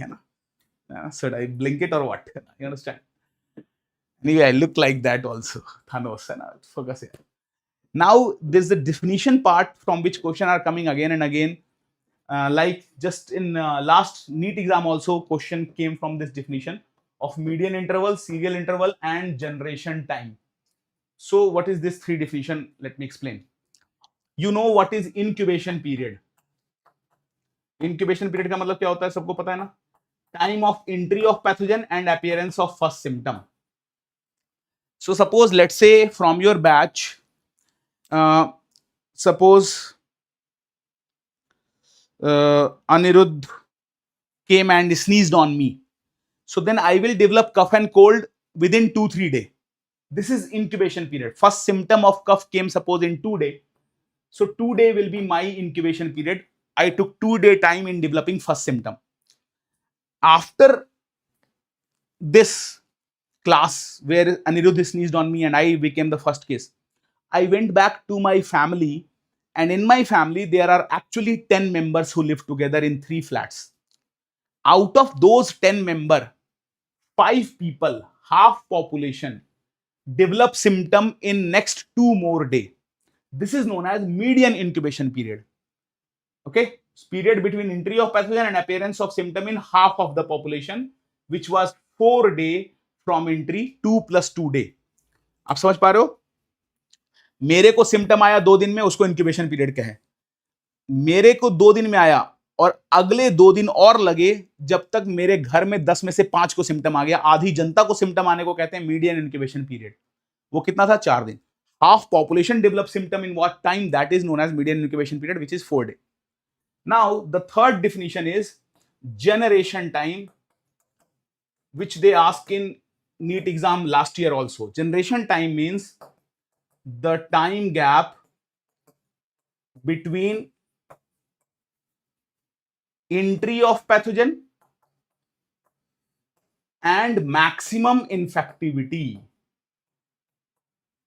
Entry और maximum infectivity का जो gap है, इसको कहते हैं generation time. This was a very important question being asked. So, Anirudh sneezed on me, I developed cough and cold in 2 days. If I will wait for 2 more days, by the time of 4th day, I will become so infective that if I sneezed, I can infect 10 more people.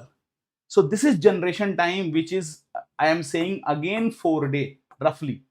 Most of the time, median incubation period is equal to generation time.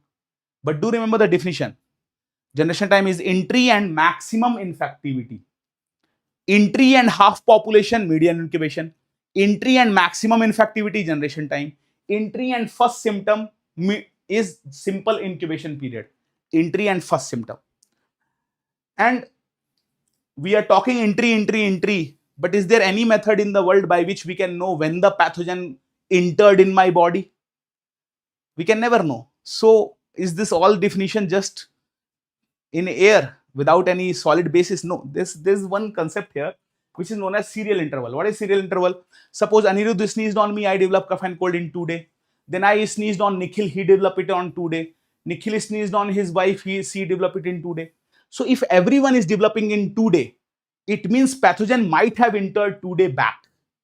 So with the help of serial interval, we can find the incubation period. We can find when the pathogen have entered in our body. Basically what I'm trying to say is कि the time of passes between one person to another is serial interval. एक से दूसरे में फैलने में जो time लगता है वो serial interval होता है, and usually serial interval is roughly equal to incubation period. Okay. Now the question, which twisted question came was that time gap between first symptom and maximum infectivity. First symptom and maximum infectivity is known as, first symptom और maximum infectivity के time gap को maximum infectivity is roughly equal to, ये किसके बराबर होगा, is roughly equal to which thing? And all the student, as they saw maximum infectivity, they tick generation time. But generation time is entry and maximum infectivity, not first symptom and maximum infectivity. If they ask first symptom and maximum infectivity, this is roughly equal to incubation period. This is equal to incubation period. समझो इस बात को, कहानी के माध्यम से आपके दिलों तक पहुंचना चाहूंगा. पहला कहानी शुरुआत हुआ, अनिरुद्ध ने मुझ पे छींका, 2 दिन में पहला पेशेंट को सिम्टम आया, इसको कहें इंक्यूबेशन पीरियड. आया ना, एंट्री हुआ और एंट्री से 2 दिन में आ गया पहले पेशेंट में खांसी. अब अगले 2 दिन में मैं सबको इन्फेक्ट करने लग गया, मैक्सिमम इन्फेक्टिविटी हो गई मुझ में.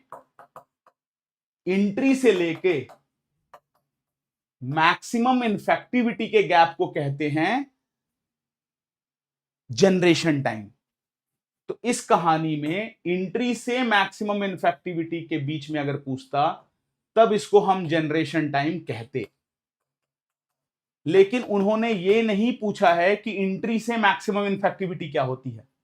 वो पूछ ये रहे हैं कि पेशेंट में फर्स्ट सिम्टम आया, फर्स्ट सिम्टम तो दूसरे दिन में आ गया था, फर्स्ट सिम्टम आया और मैक्सिमम इन्फेक्टिविटी आई, जिसके बीच का गैप है 2 दिन. तो ये गैप किसके बराबर होगा? तो आप देख सकते हो इस स्टोरी में एंट्री और फर्स्ट सिम्टम के बीच का गैप, जिसको इंक्यूबेशन पीरियड कहते हैं, वो भी 2 दिन है, और फर्स्ट सिम्टम और मैक्सिमम इन्फेक्टिविटी का गैप भी 2 दिन है. तो यानी फर्स्ट सिम्टम और मैक्सिमम इन्फेक्टिविटी का जो गैप होगा वो रफली किसके बराबर होगा? वो रफली बराबर होगा इंक्यूबेशन पीरियड के. यानी अगर क्वेश्चन में फर्स्ट सिम्टम और मैक्सिमम इन्फेक्टिविटी का गैप पूछा है तो आप आंसर दोगे इंक्यूबेशन पीरियड. लेकिन ध्यान से पढ़ना क्वेश्चन को. अगर क्वेश्चन में एंट्री और मैक्सिमम इन्फेक्टिविटी दे दिया तो एंट्री और मैक्सिमम इन्फेक्टिविटी के गैप को जनरेशन टाइम कहते हैं. Okay, what I was saying in Hindi was that in our story entry happened, then on 2 day gap first person I developed symptom after Anirudh sneezed. On 2 day gap I developed symptom. Then in next 2 day, I become maximum infective. I can infect 10 people by 1 sneeze. So entry to first symptom is 2 day incubation period. And first symptom to maximum infectivity, this gap is also roughly 2 day here. So this gap of first symptom and maximum infectivity is roughly equal to incubation period, because this is 2 day also and incubation period is also 2 day. But if they ask in the question entry and maximum infectivity, then you will answer generation time. First symptom and maximum infectivity, you will answer it as incubation period. Okay. Chalo, next you just definitely you should know how to identify and answer the question based on rhesus image. So if they show you image of a child with tear coming out, है ना, कहीं से भी पानी छूटता हुआ देखना, तो वो चिकन पॉक्स नहीं है, वो मीजल्स है. क्योंकि मीजल्स में कफ कोल्ड कोराइजा कंजक्टिवाइटिस होता है. Measles have all this cough cold coryza. Chicken pox is dry fever with rash. There is no secretion. Second point is why we call chicken pox, because just like beak of chicken, rash of chicken come out from skin. So if you can see rashes coming out, it is chicken pox. If the rashes are within skin surface, it is measles. Okay, so here rashes are coming out, and they are different rashes at different stage. So chickenpox rashes are, of course, pleomorphic, different stage present together. Main thing they ask confusing way, is it centripetal, centrifugal? So very simple. CP for chickenpox, CP for centripetal. That means the rashes will occur on palm and trunk, but not on body and trunk, but not on palm and sole. So remember, chickenpox rashes not occur on palm and sole. And what is the isolation period for chickenpox? We just read 6 days. Now tell me one thing. This question was in NEET exam 2023. That if in a boy hostel chickenpox occurred, will we give varicella zoster immunoglobulin to students or not? So do remember, varicella zoster immunoglobulin we never give to adult or boy hostel or girl hostel or hostel, any hostel. No need of giving varicella zoster immunoglobulin. Varicella zoster immunoglobulin, which is given within 48 to 72 hours, this is given, first priority is given to pregnant lady, because if pregnant lady develop varicella zoster immunoglobulin, develop varicella infection, then varicella infection can cause, what can varicella infection cause? Varicella infection can cause congenital, that is rubella infection. Varicella infection in first trimester especially can lead to congenital anomaly of the children. And so that's why first preference of varicella zoster immunoglobulin is pregnant lady. And what is the most common complication of chickenpox? In chickenpox, the rashes will remove the upper protective layer of skin. So now the symbiotic bacteria can enter and cause secondary bacterial skin infection, mainly by streptococcus. This is the most common complication. Now, what is the most common complication of chickenpox? Secondary bacterial skin infection.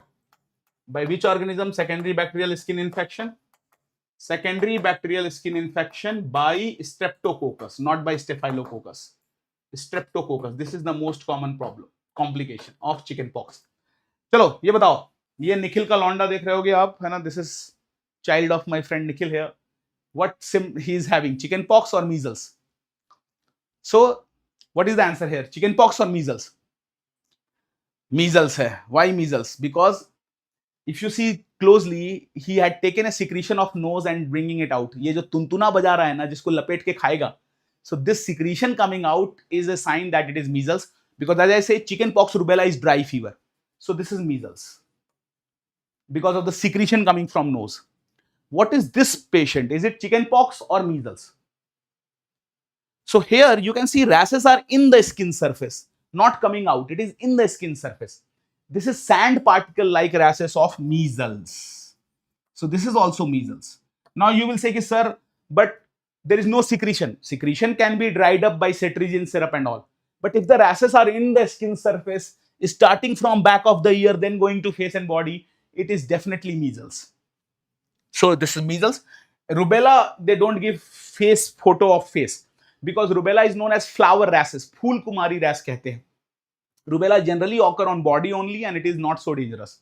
If they give image of face of kid with rashes, mostly they ask chickenpox and measles. I hope you can easily identify. If secretion is there, it's measles. And if rashes are coming out, only then it is chickenpox. I hope you all know coplic spot is found in measles, where on lower 1-2 molar or upper molar. It is on lower 1st-2nd molar. Lower 1-2 molar. Because upper molar is the place where extension duct of parotid gland open, and it will not travel all this distance. So extension duct upper molar, coplic spot lower molar. And rashes, as I was saying, start from back of ear. After back of ear, then it go to face. Sometimes back of ear is written as back of hairline. Okay. Then of course buccal is second molar buccal mucosa, coplic spot you can find. What is the most common complication of measles? That is otitis media, middle ear discharge is the most common complication. And rarest complication is SSPE. But whenever you treat measles case, you always give vitamin A along with cold cough syrup. You give vitamin A. How much vitamin A we give? If the weight is less than 8 kg, we give 1 lakh. Weight more than 2 kg, 8 kg, then we give 2 lakh. And vitamin A is given on 3-day 0, 1, 14. This we are talking whenever we are doing treatment. Either we are doing treatment of measles or treatment of vitamin A deficiency, gerophthalmia, then we give on 3-day 0, 1, 14. But if we talk about normal kid, or if we talk about our national immunization schedule, so in national immunization schedule, in the first year, we give 1 lakh international unit. And then after first year, every 6 months, we give 2 lakh international unit till 5 years. So the total dose which we give, if you will calculate, it will come 17 lakh. And the total visit for vitamin A is 9 visit. Okay. Then they also ask this interesting question that if you want to distribute vitamin A drop in the whole village, what should be the prevalence of night blindness and what should be the prevalence of bite or spot? देखो, night blindness is first symptom, not first sign. First symptom of vitamin A deficiency, because night blindness patient can come and tell you. So night blindness can be reported easily. It is more than 1%. But when we talk about bite or spot is something which should be, if more than 0.5%, then also it's a problem. Because bite or spot is the thing which we use for screening. If ASA has to go roam around in the village, they will use bite or spot to know vitamin A deficiency is there or not. So try to understand this concept. Bite or spot, we are going and searching and finding. So it will be reported less, 0.5. Night blindness, they are coming and telling. So it will be more, 1%. If more than 1% night blindness or more than 0.5 bite or spot, it means we have to give vitamin A to every child of the village. Okay. And do remember one more point here, that if somebody asks you first sign of vitamin A deficiency, what is the first sign of vitamin A deficiency? Then this is not bite or spot. First sign is conjunctival cirrhosis. देखो, सबसे पहले सबसे बाहर का layer conjunctiva सूख जाता है, फिर बाइट और स्पॉट होता है, और नाइट ब्लाइंडनेस तो होते होते रेटिना तक सूख जाती है. तो हमें आम जनता में पता लगाने के लिए कंजंक्टाइवल जिरोसिस यूज करना चाहिए, लेकिन ये पता लगाना मुश्किल है, इसलिए हम बाइट और स्पॉट यूज करते हैं. ओके. और बाइट और स्पॉट 0.5 से ज्यादा, नाइट ब्लाइंडनेस 1 से ज्यादा होगा तो पूरे गांव में विटामिन ए बंटवाओगे. ये सारे क्वेश्चन आ चुके हैं विटामिन ए के, इसलिए अलग से रुक के रिवाइज किया, प्लीज याद रखना है ना. What I was saying in Hindi was that first sign which doctor will say is conjunctival xerosis, then Bitot और spot develop, and conjunctival cirrhosis is difficult to find, so we use bite or spot, which is dryness of conjunctiva. You have to see the image of bite or spot on Google photo right now, hai na, so that you know what is bite or spot. And then night blindness is the symptom. So by the time night blindness occur, even retina dry, so it's not a useful thing for screening. Screening is done by bite or spot. First sign is corneal conjunctival cirrhosis. Okay. No need to see the image on Google. This is written here. This is the image of bite or spot, है ना? Dryness around the eye. This is bite or spot. Okay. First sign is conjunctival cirrhosis. We have discussed it. Okay. Chalo. Now, and what is the first symptom? Night blindness. And what is second sign or screening use? Screening is by bite or spot. Okay. This is bite or spot. Now, they can give you image of diphtheria. Remember, diphtheria pseudomembrane have clear margin, and when you try to remove it, it will bleed. In this image, this is not candidiasis. Candidiasis में जो जबान होगी ना, वो कटी कटी सी होगी, उसको कहते हैं geographical tongue is the symptom of candidiasis. There will be many furrows if it is candidiasis. This second case is just a dirty tongue. But the main thing you have to focus is the last part where you can see a deposition on palatine tonsil. This is pseudomembrane. So one thing in diphtheria is pseudomembrane. Second thing is bull's neck. Do I have the bull's neck? No, this is double triple chin. Bull neck swelling will be here. Many people, they tick this image as mump. No, this is not mump. Mump will be unilateral swelling. This is diphtheria with bull's neck. Okay. And if there is diphtheria case, how will you treat diphtheria case? Diphtheria case, mild case, will be treated by 20 to 40,000 unit of diphtheria toxoid. Diphtheria antitoxin. 20 to 40,000. If it is not mild case, nasopharyngeal case, and they have asked this question, which one is more infective type of diphtheria, oral or nasal? So if it is nasal, with one sneeze you can infect many people. So nasal is more infective. We give 40,000 to 60,000 international unit of diphtheria antitoxin, and if it is a serious case, very serious case, serious or severe diphtheria, and it's not good to write serious, and good is severe diphtheria. So if it is severe infection of diphtheria, then we give 80,000 to 1 lakh. There is no one who gets 60 to 80, 20, 40, 40, 60, then 81 lakh. And all these cases, mild, nasal or severe, all the case of diphtheria, they definitely get antibiotic plus antitoxin.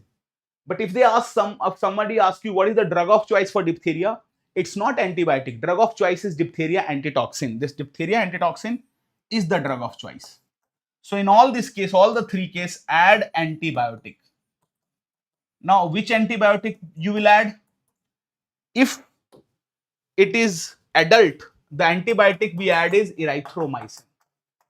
And if it is children, it is NEET question 2023. Drug of choice for pertussis in children, answer is azithromycin. The good news is, same antibiotic of choice is diphtheria, same antibiotic of choice is pertussis. Pertussis and diphtheria, they have same antibiotic of choice. Okay. Erythromycin adult, azithromycin children. Now, what has happened to this kid? You can see tear coming from eyes. So there is secretions and sand particle rashes. It is measles. What has happened to this girl? She's saying okay, but she's not okay. See, you can see there is a swelling here in below the ear. This is mump. In one class, I asked before marking this, what has happened? So students say, sir, her lower lip is swollen. I said, bro, don't focus there. Go a bit down. And you can see swelling in the below the angle of ear. That is mump swelling. And in mump, this is virus infection. So we definitely give NSAIDs for pain relief and all. But one more thing we give is oral mouthwash solution, oral chlorhexidine. If you don't give this mouthwash solution, infection of parotid through extension duct, upper second molar, it will enter to oral cavity and then it will go to submandibular sublingual gland. So it can infect other glands of oral cavity also. That's why we give mouthwash solution with painkillers. This is a strawberry tongue, day 2 scarlet fever. And in rubella, as I said, there is dry fever with rash, but there is characteristic thing, Forchheimer spot, which you will see in rubella. So Forchheimer spot is like this, pink dot on soft palate is Forchheimer spot, characteristic of rubella. Now, let's answer this question, which was NEET 2024 question. If you don't answer this question properly, if it means, or if you're not trying to answer it, it means you have not revised the PYQ of NEET. And my dear friend, biggest mistake which MCI students do is they don't do NEET question. If they do 1-2 year and they say we have done. No, I am repeating it again. Please do 5 to 7 year of NEET PYQ, definitely, and answer this one. What is the question? The question is, please 5 to 7 year of NEET PYQ, do 2-3 revision of the topics and do it, please. This will improve your score significantly. Don't miss NEET question. NEET and MCI are prepared by the same board. Their syllabus is also same. Question keep coming from one exam to other. Don't miss NEET question before going to your exam. Okay. So now, in the question they have asked, there is a 5-year-old child who developed diphtheria. In the family, there is 2-year-old brother who is also living. this 2-year-old brother is fully immunized till now. He came to you. What treatment will you give to this 2-year-old brother? So this time they are not asking about cases of diphtheria. This time they are asking about contact of diphtheria. If someone, sorry,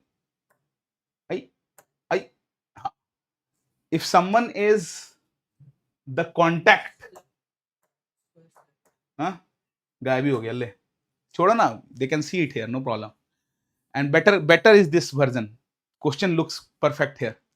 So the question is simple, how will you manage the contact? So in the contact, if someone has received diphtheria in less than 5 years, we do nothing because this person is already immunized, so we need not to do anything. But if someone has received DT or TT or DT or DPT or pentavalent more than 5 years back, then we give diphtheria antitoxin. Okay, diphtheria antitoxin is given if last vaccination is more than 5 years. And actually, if you see, the same concept also apply in tetanus. Less than 5 years, if someone has received tetanus, we only wash. More than 5 years, if someone come, then we give DT. And DT or TT, which we give, is same for clean wound or dirty wound in tetanus. If someone come between 5 to 10 years, it doesn't matter whether it is clean wound or dirty wound, everyone will receive only one tetanus, clean, dirty, both. Up to 5, clean, dirty, both will wash. 5 to 10 years, clean, dirty, both will get one tetanus. Now, here, more than 5 year diphtheria antitoxin. And if someone came bhoola, forgotten past history of diphtheria. So forgotten past history in that case, or unvaccinated person, in that case, we will give diphtheria antitoxin plus, along with antitoxin, we will also add antibiotic. So antibiotic we add only if someone has forgotten the history. Otherwise, we don't give antibiotic to contact. Okay, so we have discussed the management of case, and this is management of contact. I hope you will remember it. Answer this question.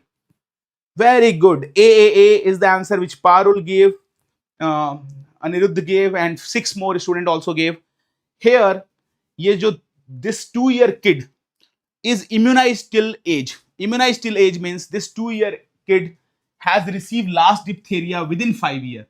And because last diphtheria vaccine is taken already in 5 years, this time we need not to do anything. Okay. This is the management of 2-year kid. But if they ask the management of 5-year-old kid who is infected with diphtheria, the management is toxoid plus antibiotic. Case management, toxoid antibiotic. Contact management, nothing, because last 5 years he already have received the vaccination which is needed. Okay. Chalo, next question is, next part is, you should know what are the 3 things in congenital rubella syndrome. This is NEET 2023 question also. We remove many topic thinking it is so easy, but many easy question also do come. So the 3 things which occur in congenital rubella syndrome is cataract, sensorineural hearing loss, and patent ductus arteriosus. All this problem will occur if someone is infected within less than 12 weeks, first trimester only, then these 3 problems occur. If infection is 12 to 16 weeks, then only sensorineural deafness. And the question they usually ask is, a female like me came at 20 weeks of pregnancy. So at 20 weeks, what will you do? Answer is reassurance. All is well बोल के हटा देंगे अगर कोई female 16 हफ्ते pregnancy के बाद rubella से इन्फेक्टेड होती है तो कोई खतरा नहीं है, इसलिए केवल एश्योर करके भेज देंगे. If someone came after 16 weeks of pregnancy with rubella infection, there is no complication, so we will only reassure. Okay, this is rubella infection and this is Forchheimer spot on soft palate. Okay, ये देख रहे हो, ये तो मेरा ही लौंडा लग रहा है, ज्यादा ही टशन में है ना. मन नहीं कर रहा इसको 1-2 लगा दिया जाए इधर उधर से. So if this is the slap cheek appearance, someone has already slapped him. And if you slap someone properly, you will use all 5 fingers. So it is day 5 disease, erythema infectiosum. And in this day 5 disease, erythema infectiosum, you also get this geographical map like RAS. Can you see a map of USA here? No, United States of Bihar, USB map, है ना? So this light and then dark is like map like RAS. This is also erythema infectiosum.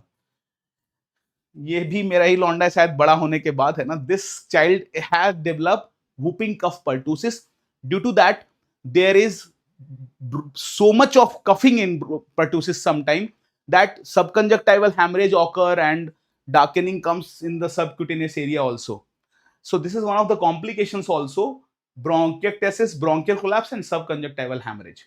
Drug is same, and do remember, the cough of pertussis is the only cough which is inspiratory. How do we cough in whooping cough? We cough like sorry, dog barking, sorry. How we cough in whooping cough? We cough like whoop, whoop, whoop, whoop. So see, lung capacity is increasing and no air is coming out. It's inspiratory. Whoop, whoop. So inspiratory cough is in pertussis, and complication is bronchiectasis and bronchial collapse. Drug of choice is erythro in adult, azithro in children. This question has came 3 times in MCI exam. This is honey crusted appearance of impetigo. Don't lick it, just the honey crusted lesion impetigo.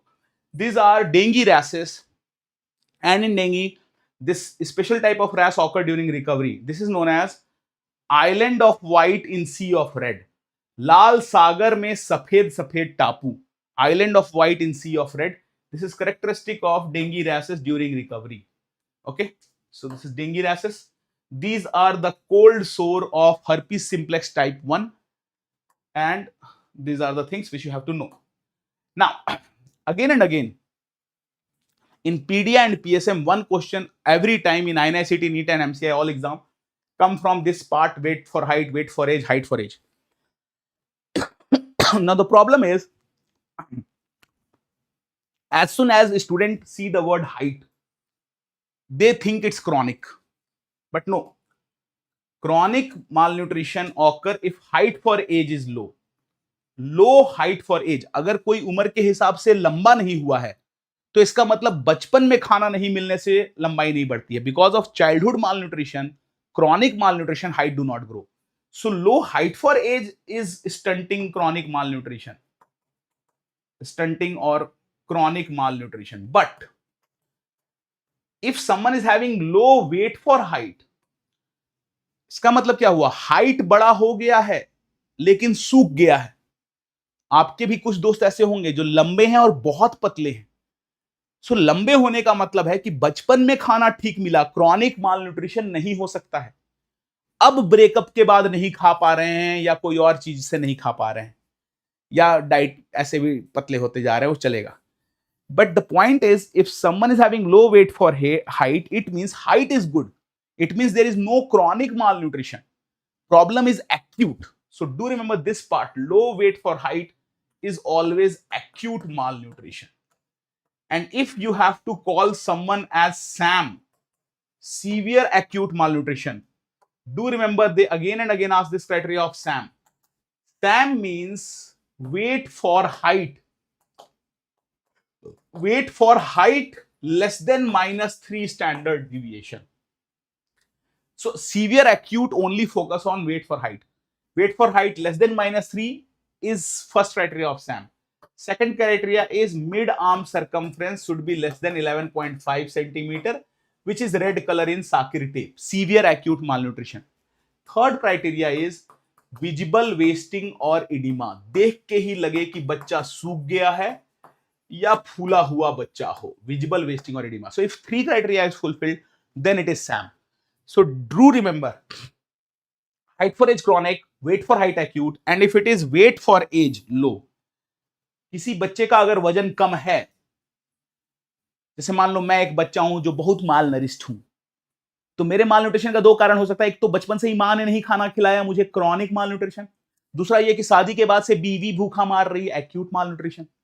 तो वजन कम होने का कारण chronic भी हो सकता है, acute भी हो सकता है, या हो सकता है दोनों मिलकर साजिश करके मुझे भूखा मार रही है ना. तो what I am trying to say is, if a child is having low weight as per his age, one reason can be that he had not got good food since childhood, chronic problem. Second reason can be that he is having some diarrhea or something from some 1 to 2 week, acute problem. Or maybe acute and chronic, both problem are there. So when we talk about low weight for age means acute and or chronic. Acute and or chronic means it can be acute and chronic together, or it can be any one of them. Acute and or chronic malnutrition is low weight for age. So my suggestion is just remember first and third. Low weight for height, acute problem, we call it wasting. Banda सूख गया है. Low height for age is chronic. Remember this first and third, and you can answer such question easily. When we talk about Quetelet index is BMI, same thing as BMI, weight in kg by height in meter square. Then remember, if they ask the Indian classification of BMI, in the Indian classification, till 22.9 only you are normal. 23 to 24.9 is pre-obese, and more than 25 is obese. So this classification is different for us Indian or Asian as compared to WHO classification. And Broca's index, how they ask us to find ideal weight. According to Broca's index, ideal weight is very easy to find. We just have to write the height in centimeter minus 100. For example, what do you think is my height? If my height is, let's say, 169 centimeter, you subtract 100, my ideal weight should be 69 kg. And what is my real weight right now? My real weight right now is exactly the same, 69 kg. Sorry, I am also doing 69, but in opposite order. 96 is my weight. Ideal weight is very easy to find. Height in centimeter minus 100. This is known as Broca's index. Then in PDA, they ask formula of Ponderel index. It is height in meter by cube root of weight in kg. Then if they ask about waist circumference, kamar ki golai, the waist circumference will be bigger in male ka kamra. And if it is more than 102 centimeter in male or more than 88 centimeter in female, then we call it obesity. तो 14 बड़ा है mail का. कितना बड़ा है? 14 centimetre. The difference is 14 centimeter. 102, 88 centimeter is the criteria, and male will have bigger waist. So if male have bigger waist, who will have bigger waist to hip ratio? Again male, because waist is bigger in male.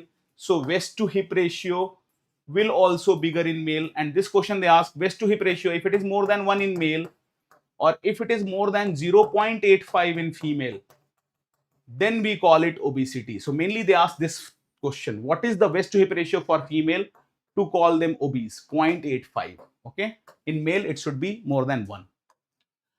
And when we measure skin fold thickness, kiski chamdi moti hai? Who have bigger skin fold thickness, male or female? Answer is female here. And you can remember it from the name of the caliper also, her pendant caliper. So skin fold thickness is bigger in female. That is why female skin is so soft to touch, due to subcutaneous layer of fat. And what is the best site where you can measure it? So best site to measure it is triceps. Second site to measure it is biceps. Then there is anterior superior iliac spine and subscapular area. So how they will ask question from here, which is not used to measure skin fold thickness. So you have to know the 4 area where we measure it: triceps, biceps, ASIS, and subscapular area. And then we take average of 4 site. If you took average of 4 site and average is more than 40 mm in male or more than 50 mm in female, then we call it as obesity. तो female का कितना बड़ा है? 10 mm बड़ा है. क्या? Skin की मोटाई, and skin fold thickness is 10 mm bigger in female. 40-50 is the cutoff. Okay, so I hope you will remember this all part. Now we can go to the biostat part, but usually in the biostat part they ask you the question regarding representations of data. So we can go there. Mean median mode you already know, but remember one question which you expect I expect this time is true false type question. Median mode, these two things we use for qualitative data. What is qualitative data means? Qualitative data means those data which we cannot measure, which we can only divide in category, categorical data.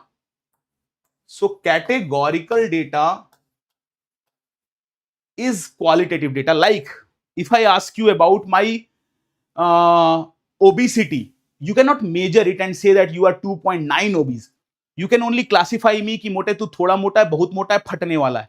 Mild, moderate, severe you can say, but you cannot measure it. So because you cannot measure obesity, you can only categorize it. So obesity will be qualitative categorical. And when we talk about what you are measuring in obesity is body mass index or weight.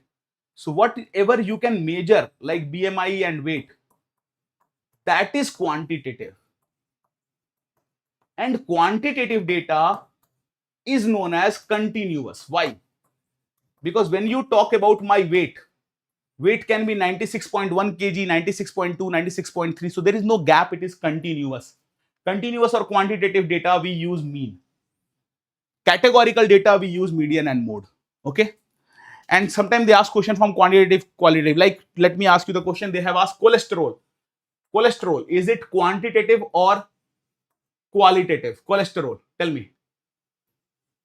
Cholesterol, is it quantitative or qualitative? So we can measure cholesterol. Cholesterol will be quantitative. Then suppose I talk about hypertension. Tell me, hypertension, is it quantitative or qualitative?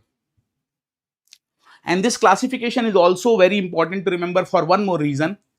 Because if the data is qualitative and there is two or more group, then we apply chi-square test. If you found any data where they are talking about disease or where they have given percentage and proportion, that means they are talking about disease. For example, I can say that in this class 5% students are obese. So obesity, when I am talking, I am using the word percentage. 5% means 5 out of 100. So 5 out of 100 is proportion. So whenever I talk about disease, disease is in percentage proportion, median mode, and in these cases we apply chi-square test. Okay, so it's very simple to reply. In exam they keep asking, they are comparing malnutrition in two village. So malnutrition is a disease. Which test you will apply? Chi-square test. Okay. Then what is cholesterol? That is, you have answered quantitative data. Okay. But what is hypertension? That was my question to all of you. And hypertension is, two answer came, both gave it wrong. Quantitative you said. That's why I'm taking this topic separately. Hypertension is qualitative. What we measure is BP. BP is quantitative. You can measure BP. But hypertension you cannot measure. You cannot say that, sir, you have 2.8 hypertension. Hypertension you will only say mild, moderate, severe. So hypertension is just category. Any disease, कोई भी बीमारी की बात होगी, chi-square test ही लगाएंगे, qualitative ही होगा, median mode percentage proportion में ही data होगा. If they talk about any disease, it will always be qualitative data.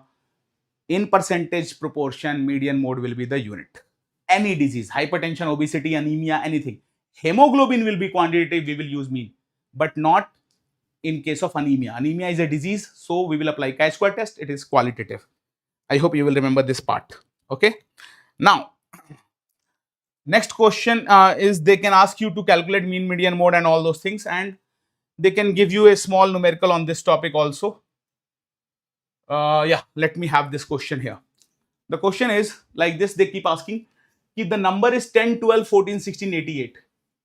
If 10, 12, 14, 16, 88 is the number, then what is the best thing to use? Mean, median और mode? तो देखो एक बात ध्यान रखना, mean का मतलब होता है एवरेज, और अगर कोई भी एक नंबर बहुत बड़ा है तो उसका जो एवरेज होगा ना वो बड़े नंबर की ओर खिसक जाएगा. तो जैसे ही आपको बड़ा नंबर दिखे, आप समझ लेना है कि वहां पर हमें मीन यूज करना बेटर नहीं है, बेस्ट कौन है? मीडियन यूज करना बेस्ट है, क्योंकि मीडियन तो बीच का नंबर है, 14 ही रहेगा। अब लास्ट का नंबर 88 हो या 888 हो, वो 14 तो बीच का नंबर तो सेम रहेगा। तो जब what I am saying in Hindi was that whenever in exam they give you a question in which one number is very big, then the problem with big number is the average or mean will get deviated towards big number. So in case of big number, best measure is not mean, best measure is median, because median is middle number and middle number is not affected by big number. So here what is the best measure? Median is the best measure. Okay, and if in the question suppose they have given 10, 12, 14, 16, 88 and 99, suppose like that, and they ask what is the median now, because in NEET they have asked this question to calculate median. So in that case, there is not one single middle number, there are two numbers in the center. You will take both the number and take their average. So it's simply 30 by 2, 15. So here median is 15. Median means middle number after arranging them, and if you can't find a middle number, you will take average of middle two number. Okay, chalo. So now one question is we will use median there. Second question is, in this 10, 12, 14, 16, 88, if 88 is wrongly written and someone corrected it and make it 10, 12, 16, 18, so on changing 88 to 18, which will be affected? So first of all, when you change 88 to 18, median will remain same, 14 and 14. So mean and median both increase is wrong. Median remains same is correct. Median will be same, 14 and 14. But what will happen to mean? In this case, 10, 12, 14, 16, 18, mean will come 14. I can tell it without calculation because this is symmetrical distribution. हर एक number जब बराबर दूरी पे होता है तो बीच का ही number mean होता है, जैसे लास्ट वाले में when every number is equally away, middle number is the mean. So here mean is 14, but here if you will try to find mean, it will be around 20 or something. Like let's do it, 14, 16, 30 हो गया, 88 और 12 100 हो गया, 130 और 10 140, 140 by 5, 140 by 5 is 28. So 28 is the mean here, which is not in center, it is towards 88. That's why we don't use mean here, we use median. Second thing is, first mean was 28, second mean is 14. So you can see mean is decreasing. This two answer is correct. Mean will decrease, median will remain same if I change 88 with 18. Okay. Second thing is positive, negative and normal curve. Positive skewed, negative skewed curve. So in your life, if you are going towards more number, more marks, you are positively skewed. Similarly, if a curve is going towards bigger number, like you can see here, 20 to 140 are bigger number, and this is the stretch or skewed part. Skewed part are towards bigger number. So if the skewed part are towards bigger number, it is positive skewed. Okay, or you can call it right hand skewed. Then in the right hand skewed, they ask this point, what is A, B and C? Sometimes they ask label it. So A, the topmost point is always mode, because it is showing that 50 students in this class got 30 number. So 30 is coming again and again, again and again. And actually what is mode? Mode is just like model. Just like model keep appearing again and again on different TV ads, serials and all. Similarly, mode keep repeating itself. So mode is the most repeated number. And because most repeated number is 30 here, again and again coming to 50 student. So this is mode. Remember, mode always on top. Just like model want to maintain top curve. Similarly, mode is always on top of curve. Like you can see, I am a model and this is my top curve. So you understand the point. Mode top of curve. Middle number will always be median. Always remember, median beach ka hai. And then the skewed part will have mean. So if somebody asks you the sequence, you can see mean is around 80, median is 60, mode is 20. So the sequence will become mean greater than median, median greater than mode. Mean, median, mode is the sequence in positive skewed curve. But you need not to mug it up because they ask the sequence sometime. You just have to remember one line, that when we talk about positive skewed curve, mean is greatest. Mean is greatest in positive skewed curve. Okay so देखो दो बातें याद रखो, positive skewed में mean बड़ा है और बीच में हमेशा मीडियन है, मीडियन बीच का है, तो सीक्वेंस अपने आप याद हो गया। पॉजिटिव में मीन बड़ा है, फिर आएगा मीडियन क्योंकि वो बीच का है, और फिर मोड। और पॉजिटिव में अगर मीन बड़ा है तो निगेटिव स्क्यूड कर्व में कौन बड़ा होगा? मीन बड़ा है पॉजिटिव में, मीडियन तो कभी बड़ा हो नहीं सकता, वो तो बीच का है, तो निगेटिव में बड़ा हो गया मोड, बीच में कौन आ गया? मीडियन, और लास्ट में क्या हो गया? मीन। तो सीक्वेंस अपने आप याद हो गया ना, पॉजिटिव निगेटिव दोनों का। बस आपको दो बातें याद रखनी है कि पॉजिटिव में मीन सबसे बड़ा होगा और मीडियन बीच में होगा। तो मीन मीडियन मोड पॉजिटिव का सीक्वेंस है, मोड मीडियन मीन नेगेटिव का। What I was saying in Hindi was median is always in the centre. So if you remember just one line, that in positive skewed curve mean is greatest. So the sequence itself you will remember mean is greatest, median is in the center mode. And if you don't remember that mean is greatest in positive, so who will be greatest in negative skewed? Mode. And the sequence of negative skewed will become mode median mean, because median is in the center, so sequence will automatically remember mode median mean. Okay, chalo, now they can create a question like this, that in a hospital most children are born with APGAR score of 8. What does it represent? Does it represent a positive curve, negative curve, which curve? So first thing they ask from APGAR score is what is R? Does R stand for respiratory rate or respiratory effort or respiratory rhythm? So R is not respiratory rate, it is respiratory effort.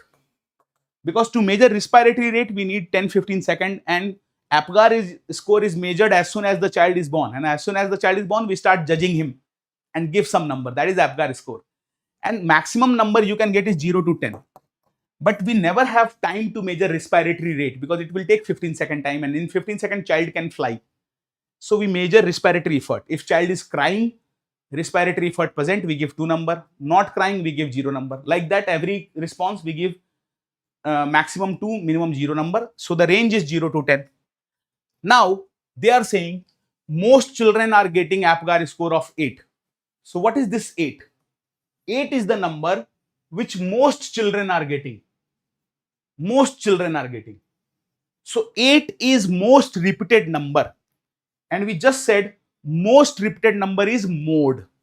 And mode is on top of curve. So with this data, we have to draw a curve in which the top of curve is 8 and range is between 0 to 10. So if you draw this curve, you can see the skewed part is going towards lesser number 0 to 8. Bigger number is 8 to 10. And in your life, if you are going towards lesser number, it is negative skewed, just like your life will be negative if the number is decreasing. So this type of curve is negative skewed, and we already know in negative skewed the sequence is mode median mean, because in positive skewed mean is greatest. So mean median mean is in positive, mode then median then mean is the sequence in negative skewed. Okay, so then one question comes from this part where they ask you to level this box and whisker plot. They put one bar above, let's say, or below, let's say, and they will ask this box and whisker plot, is it positive skewed or negative skewed or normal? Which type of box and whisker plot is this? Positive, negative or normal? Please do reply. Normal will be like this. Normal will have the bar in the center, so this is normal because 50% here, 50% here is normal. And in the normal curve, normal box and whisker plot, whisker curve, if they put these dots here, what are these dots? These dots are outlier. The purpose of box and whisker plot is to identify outlier. What is outlier? Outlier simply means extreme value. Like in every 2 to 3 years, they do a survey in UK and ask how many sexual partners you have. So usual answer is 2 to 7. But some hunter in UK, they say the answer 599 sexual partner, 699 sexual partner. So should we include those hunter data in normal population data? No, na. We have to remove them by calling them outlier. So outlier is removed by box and whisker plot, and this is normal. My question is, this curve number A, is it positive skewed or is it negative skewed? Which type of plot is this A? So in the box and whisker plot, when we draw it, we always put 25% below, 75% will go above. And if the bar is here, the imaginary curve which we can draw, it will look something like this.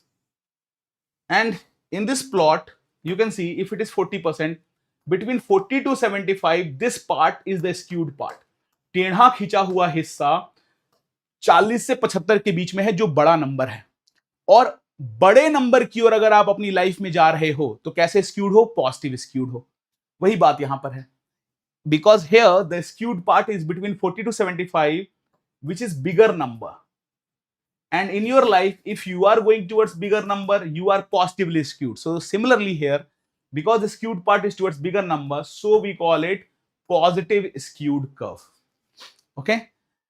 Similarly, if in exam they give this curve with box bar above, this will be negative skewed curve, है ना? And this will be with bar below will be positive skewed curve.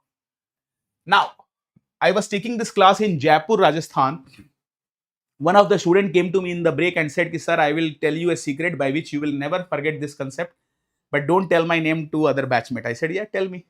He said, sir, take this bar as sex, thought or penis. And when the thought of sex or penis is every time in our mind, then we cannot focus on study and our marks go negative. So this is negative skewed curve. And if the penis or thought of sex is below the belt under our control, then we can focus in study and our marks will be positive. So danda niche control में positive skewed, डंडा दिमाग में negative skewed, है ना? Bar in the head negative skewed, bar below positive skewed. This is the way by which you can never confuse it. Bar below positive, bar above negative. Similarly, there is two formula which I can remember with this. Formula of positive and negative likelihood ratio, on which a small numerical can come if they want to complicate the paper. Then in positive likelihood and negative likelihood ratio, both the formula, we write sensitivity by specificity. Everywhere it is sensitivity by specificity. Same thing, sensitivity by specificity in both of them. Only difference is the same way as we read here. बार डंडा ऊपर, दिमाग में डंडा पूरे समय sex का thought, पढ़ाई में मन नहीं लगेगा, मार्क घट जाएंगे, नेगेटिव स्क्यूड. डंडा ऊपर negative. So similarly, if we put one bar above, it is negative likelihood ratio. Similarly here, one bar, one minus above, negative skewed curve, one bar above, negative likelihood ratio. And if we put bar below, one bar below, this is positive likelihood ratio. You can see one bar below, positive likelihood ratio, one bar above, negative likelihood ratio. Okay. So like this, you can remember box and whisker plot, and you can answer positive negative likelihood ratio also. Okay. Now, second thing, if there is any part which you found difficult or you are unable to understand, you can always let me know and I can summarize that part also. But there is one part which I left in between. I was saying that if there is any disease data, disease or percentage data or proportion in the question, or there is question of any categorical, any category, categorical data, qualitative data. So if it is two or more than two group qualitative data, then in case of qualitative data like disease data and all this data, which test we apply? Chi-square test. This two question came in NEET 2024 also. So this is one area where question keep coming, and I am expecting this exam to have one question from this topic definitely. So I hope you will be able to answer it very easily. Any disease, percentage, proportion, median, mode, that is chi-square. But if the data is quantitative, if the data is measurable, like BP, height, HB, cholesterol level and all this thing, quantitative. In that case, you have to look in the question, are they using the word pre and post test data? Before and after giving medicine we are collecting BP or height or HB, or if they are using the word match data. If any these three word use, you will directly answer the question as pair T test. For example, if you are taking BP of two group of people, before giving medicine, after giving medicine, you will apply pair T test. In one group, you took 37-year male. In other group also, you take 37-year male. This is match data. Same like people, this is match data. So if you have match data, pre, post, before, after, pair T test. If there is two group, in case of two group and data is quantitative or continuous, then we apply unpaired T test. Because now the group is two, so it becomes unpaired. Unpaired is also known as student T test. And sometimes they also called it independent T test. And if there is three or more group, for three or more than three group, we apply ANOVA. ANOVA means analysis of variance. Okay, so mostly they ask question from this four part. Simply, I hope you can answer it. Disease part, percentage, proportion written, chi-square. Pre-post written, pair T test. Pre-post not written, two group given, then unpaired. Pre-post not written, three group given, ANOVA. Okay, so with this you can easily reply, I hope. Now do let me know if there is any difficult area which you want me to revise, summarize. I will give you the summary and I will try to tell you. But let me help you in revision of three main topics here. First is the topic of both micro and PSM entomology. And in entomology, they ask the disease from rat flea, mite, and louse. And these days they are asking question from clinical scenario. Like they will give you that there is a patient who is bitten by a mite or bitten by an insect. And after bitten by insect, patient have ISAR formation. ISAR formation after mite bite or after bite of insect. Bite of mite and insect. So which disease is this patient is suffering? So if they say ISAR formation, it is definitely scrub typhus. And in scrub typhus, do remember, they can sometime ask the disease, sometime ask the causative organism. So causative organism is, I hope you all know, Orienta, Tuchu Tuchu Gambusi, Susu Gambusi, Tuchu Tuchu Gambusi. Okay, so this is the causative organism. But who transmit scrub typhus? This question also they can create. The transmitting agent is trombiculid mite. It's a special type of mite, trombiculid mite. Okay, this is one clinical scenario question which they can ask and create. Second clinical scenario question which they create is that there is someone, a human, bite with insect, develop rashes, develop fever, myalgia, no ISAR formation is there. No ISAR this time. ISAR is there, it will become scrub typhus, but no ISAR. Then usually not 100%, but usually the answer is epidemic typhus. This is again an area which again and again they are asking, epidemic typhus. And they will not ask only the disease name. They will ask the causative organism. So epidemic typhus, causative organism is Rickettsia provajaki. Power is there. So that is epidemic typhus, which you have to remember. Provajaki. And then they will ask who transmitted. So it is transmitted by our childhood friend head lice, louse. Now, this is the confusion actually. That's why they took confusing part. If this is something they are talking about, suppose endemic typhus. So endemic typhus is, if they talk about endemic typhus, endemic typhus. Then the causative organism is Rickettsia typhi, and it is transmitted by rat flea. So students usually get confused in epidemic, endemic, but there is no point of confusion if you use this hint. Epidemic is a big thing, so Provajaki power is needed. And in India, we all know typhoid keep occurring every year. We expect typhoid to occur every year. So it is an endemic of typhoid in India. Endemic का मतलब होता है कि जितना उम्मीद है लगभग उतने ही केस हर साल हो रहे हैं, तो उसको endemic कहते हैं. और उम्मीद से ज्यादा, बहुत ज्यादा, 2 स्टैंडर्ड डिविएशन से ज्यादा केस हो जाए तो एपिडेमिक कहते हैं. So because typhoid is something which we expect every year in India, and if the cases are occurring within expected limit, we call it endemic. So endemic typhus is typhi, and we can see rat in India is rat flea, है ना? That Genophycelia cheopis that transmit endemic typhus. Epidemic is Provajaki louse.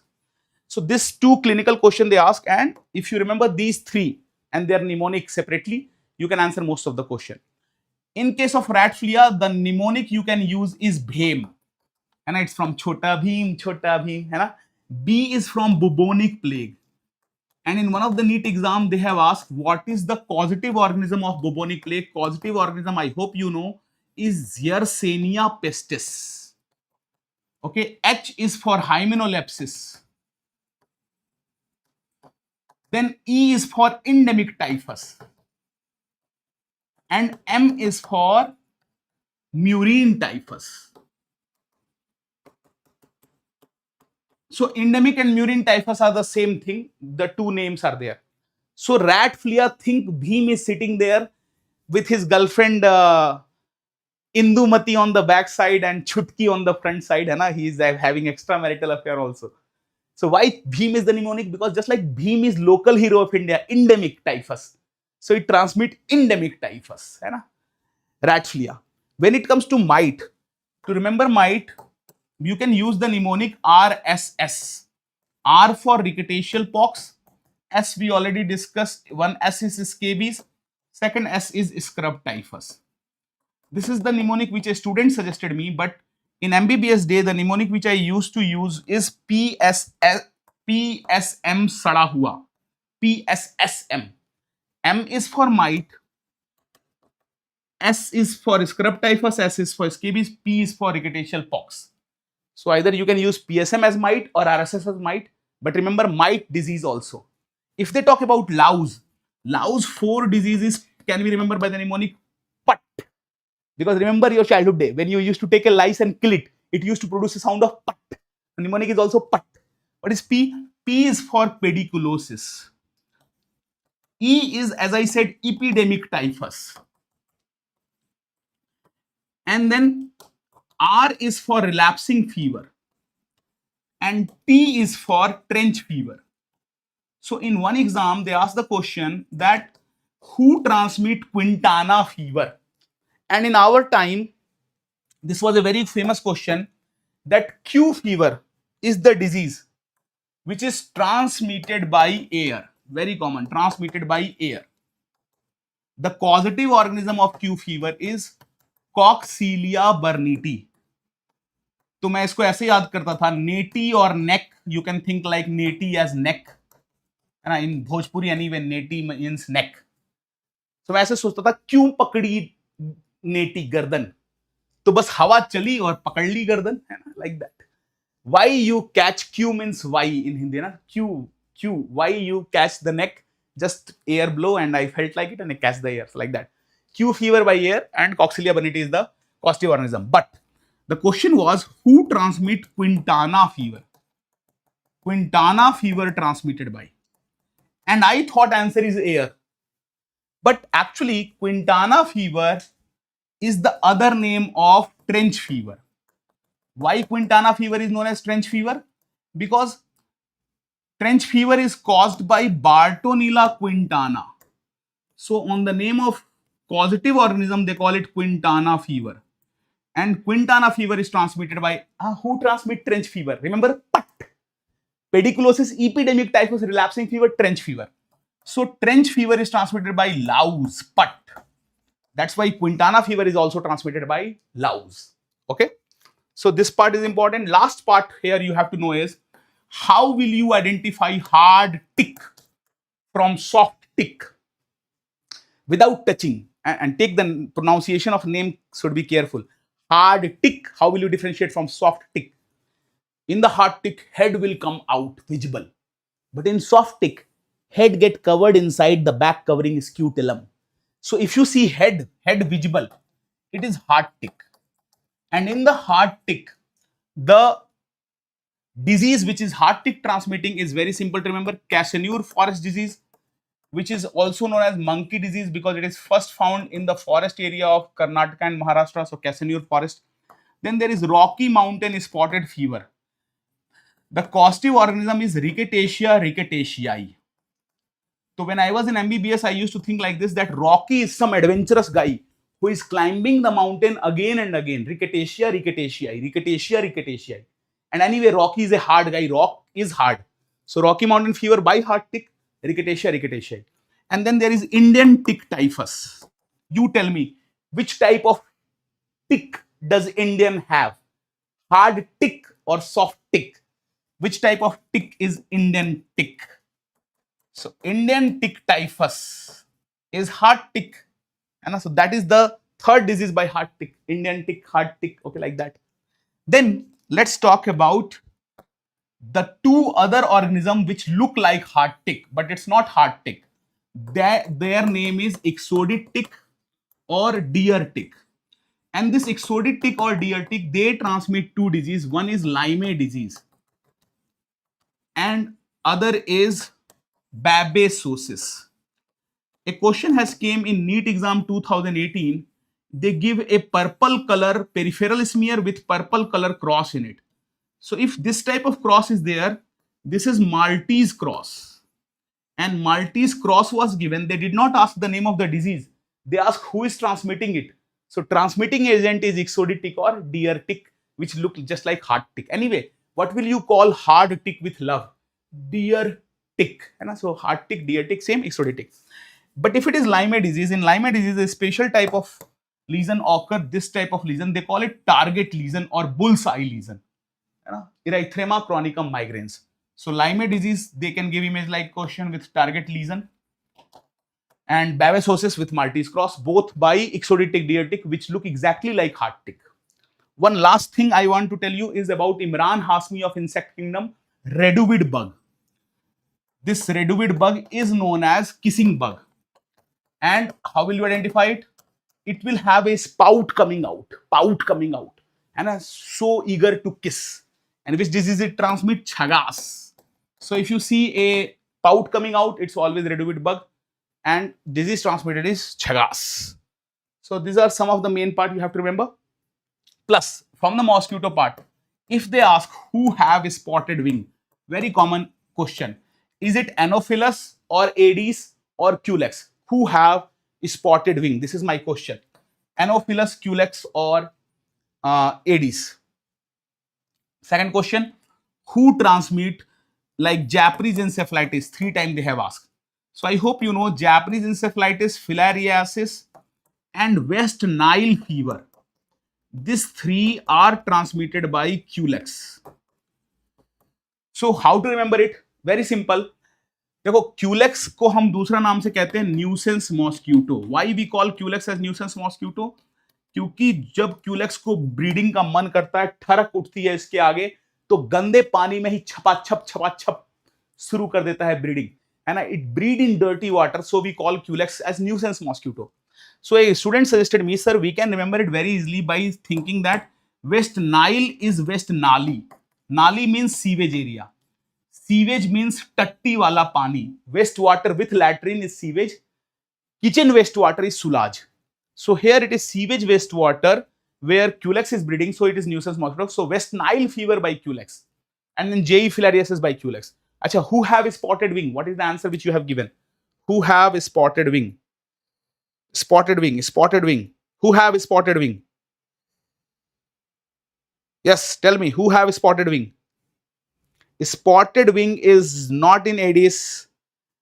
Yes, that is the thing which you usually student answer. They answer Aedes because Aedes has black white stripes on the body. But spotted wing is not in an Aedes, it is in Anopheles. And Anopheles is the sophisticated mosquito. Why? Because one, it only breed in clean water, no dirty talking. Second, whenever it bite, it first lifts its ano, then bite. Anopheles. Always maintain 45-degree angle. Do not like to touch our skin also. So sophisticated mosquito. Anopheles has a spot on wing. Aedes black white stripes are on leg and body but not on wing. Okay.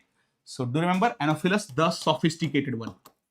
Plus, you always have to remember that if it is larva of Anopheles, Anopheles larva do not hang. Anopheles larva is always parallel to water surface. Parallel to water surface image larva they give, that is Anopheles. Because Anopheles larva do not have breathing tube. So it cannot hang from the surface. It have to be parallel on the surface. Okay. So these are some part which I wanted to tell. JE filariasis West Nile by Culex. But when it comes to Aedes, the disease transmitted by Aedes, Aedes is known as tiger mosquito. Why?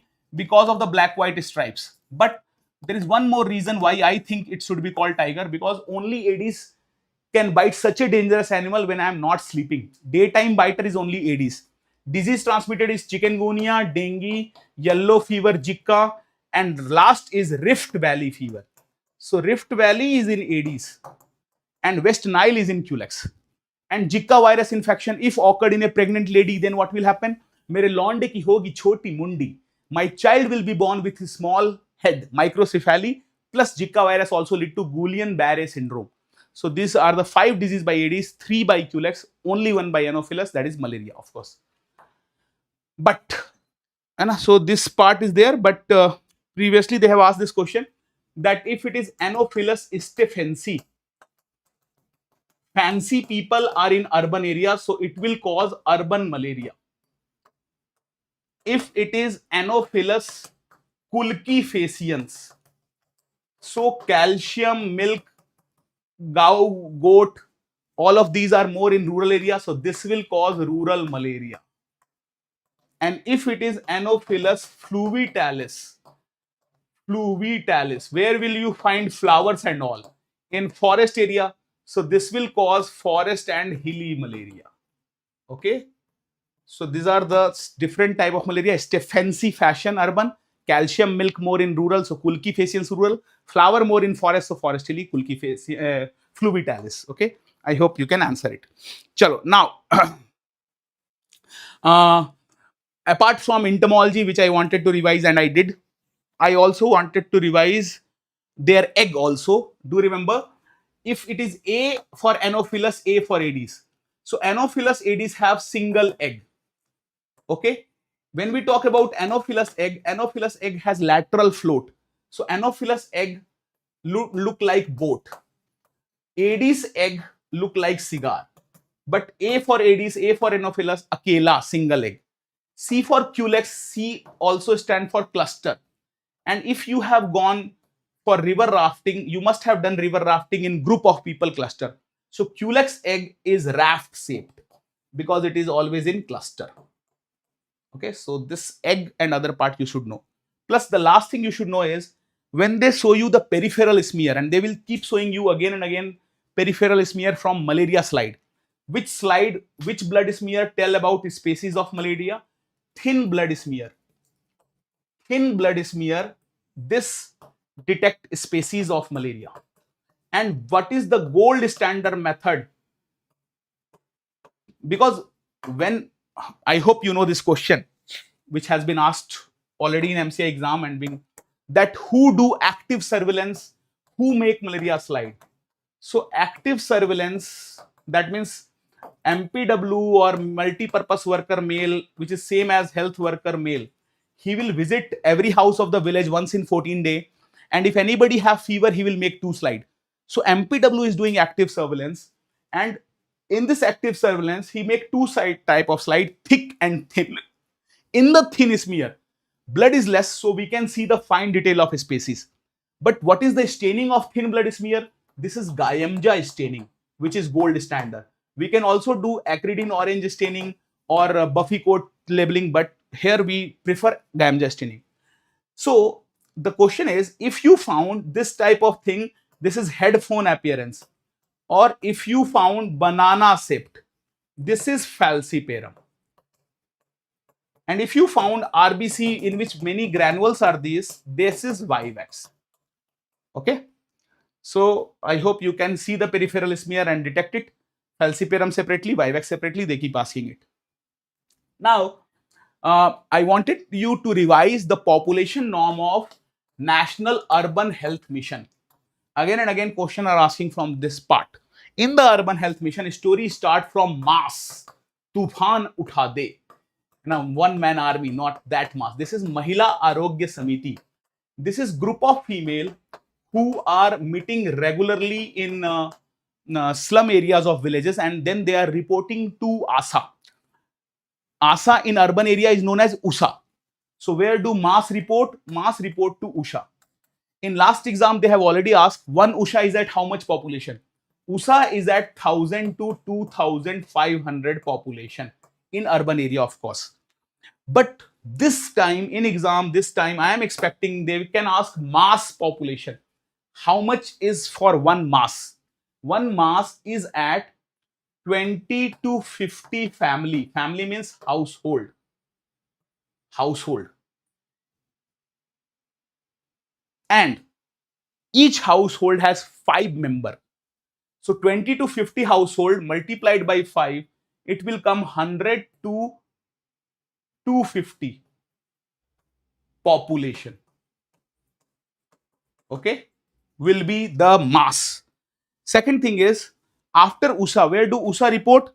USA report to urban A&M. And one urban A&M is at 10,000 population. Where do urban A&M report? To urban PHC, and this question came in MCI exam 2 years back. One urban PHC is at 50,000 population. Where do urban PHC report? Urban PHC report to urban CHC, which is at 2.5 to 5 lakh population. That means under one urban CHC, 5 PHC come, because CHC is at 2.5 lakh, PHC is at 50,000. Okay. So, and after this urban CHC, what is the last thing which you have? The last thing is definitely the medical college. So 3 questions has came from here. One question is, which is not present in urban area? Subcenter, PHC, CHC. Subcenter is not present. We have urban A&M, not subcenter. That's why in Delhi we have Mohalla clinic. In Chennai we have Amma clinic, because urban area don't have subcenter, so they are creating subcenter in this Mohalla and Amma clinic. So subcenter absent. Second question which came from this part is Usha 1000 to 2500. Third question came urban PHC at how much? 50,000. So just 3 exam, last 3 exam, 3 question has already came. Okay. So we should definitely know it. Now, next part is we should know the population norm of rural health mission also. And one more thing you should know. They can ask you, can we open urban CHC near medical college? Answer is yes. We can open it in near district college or medical college. If we don't have space, we can open it together. Less serious patient will go to urban CHC, more serious will go to medical college. So can we open it together? Yes, we can open it together. When we talk about National Rural Health Mission, it starts with ASA. And remember 2 most debatable thing about ASA. ASA minimum education is not 10th pass. Minimum education is 8th pass. This is written in 3 places in Park textbook. If you wish, I can forward you the picture of Park textbook to confirm what I am saying. And if an examiner is creating question, he will not create it by Googling it. He will create it from Park. Park has written it 3 times, 8th pass. And one ASA is at 1000 population, not 2000. Again, 3 places it is written. So if you have any debate, don't hesitate to just message me on my WhatsApp number, and I can send you the picture of this thing criteria. Minimum is 8th, 1 ASA per 1000. Both are debate, but both is written in Park 3 places, so don't doubt it. Don't trust expert like me, trust evidence from Park textbook, the standard one. ASA report to subcenter. Now subcenter we all know is 3000 in hilly area, 5000 in plain area. And when it comes to subcenter, type A and type B are two type of subcenter. Type A are those subcenter in which delivery cannot occur. So delivery only occur at B subcenter. Subcenter report to PHC. PHC is at 20,000 to 30,000. Now when I am telling you the theory, you all think you remember it. But I have seen again and again in the class, I ask it as question. PHC in plain hilly area. People 30-40% people tick 3000. This is why I am asking you again and again not to keep revising theory. Practice 300 question daily. That is more beneficial than revising the theory. Practicing question will give you clear extra edge. 30% more, 30 question more will be solved if you practice question 300 every day from now. So please, just one request, do 5 years of NEET, minimum 5 to 7 years of NEET, and revise it in next 5-6 days with topic, and your score will be very good. Do 300 question per day in last 6 days. One thing you have to do, throw all the notes away. Don't listen to lectures. Just do question. Question will give you the real boost. So PHC is at 20-30,000, and they have asked the question type A, type B PHC. So A PHC is the one with 19 or less than 19 delivery. So if they talk about 20, as soon as 20 is there, 20 or more is type B PHC. Type A is only till 19. 20 or more is type B. Then after PHC we have CHC. CHC can also be type A, type B. In type A, 99 or less delivery. In type B, 100 or more delivery. But mostly they have asked about PHC. CHC, of course, in hilly area and plain area, it will be a different population, because hilly area, people are far away.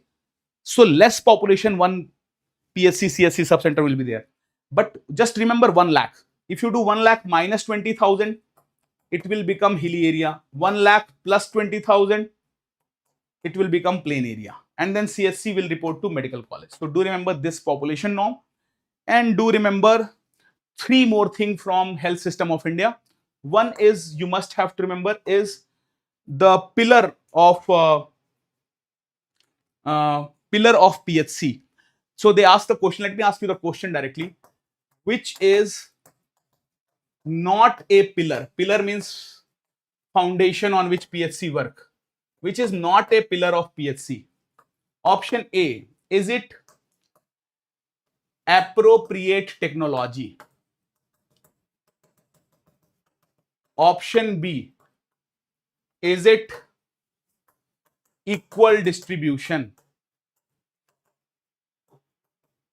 Option C, is it intersectoral coordination?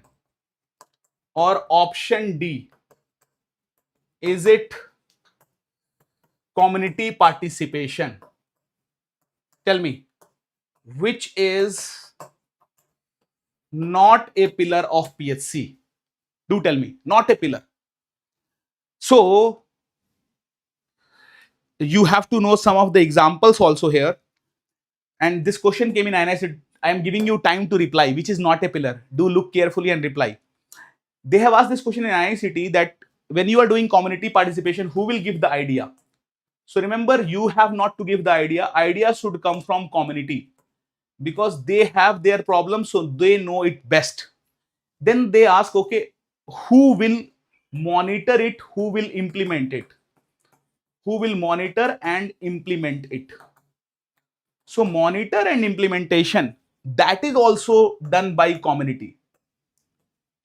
So now you will ask कि sir सब कुछ अगर community करेगा तो हम क्या वहां पे नाचेंगे? What we will do, dance or what? Actual thing is idea monitoring both by community. You are there only to make people come together and work, because you know villagers are divided in caste system, subcaste and all those problems. So you have to unite them so that they can work. But both them should be from them. Chalo, which is not a pillar? What is your answer which came? Let me check your answers, dear friends. Answers which came is most be appropriate technology. Yes, AAA, but 3 people, Sagufta Khanam, Swan, they also replied B. Correct answer is B. I know many of you will answer A, because you have you have done it in PYQ. In PYQ, they have given wrong option, adequate technology. Adequate technology is not a pillar, of course not a pillar, but appropriate technology is a pillar. Appropriate means low cost technology, which even less educated people like rural area people can also use. So example of appropriate technology they also ask, that is Sakir tape, WHO, ORS. So appropriate technology is a pillar. Equal distribution is not a pillar. The correct answer is equitable. So what is the difference between equal and equitable? Equal means giving equal to all. Equitable means giving more to those who need more.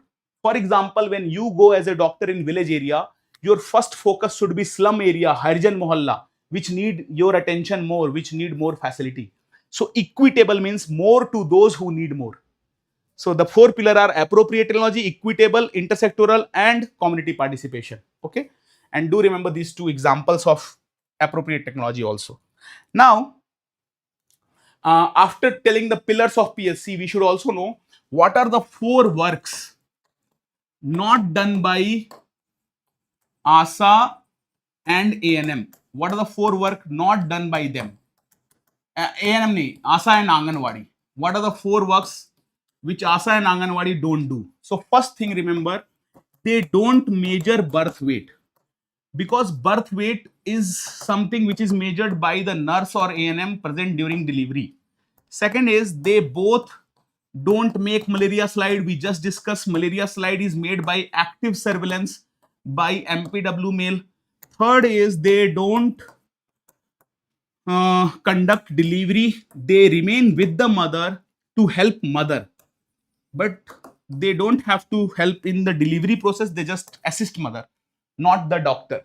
And last is they don't give vaccine. Although they don't give vaccine, but they are paid for every vaccination, but paid for all vaccine except two vaccine for which they are not paid. Which two vaccine they are not? Three vaccine they are not paid. They are not paid for OPV, BCG, Hep B. Why they are getting payment if they don't give vaccine? Because ASA work as motivator and take the mother to vaccination center.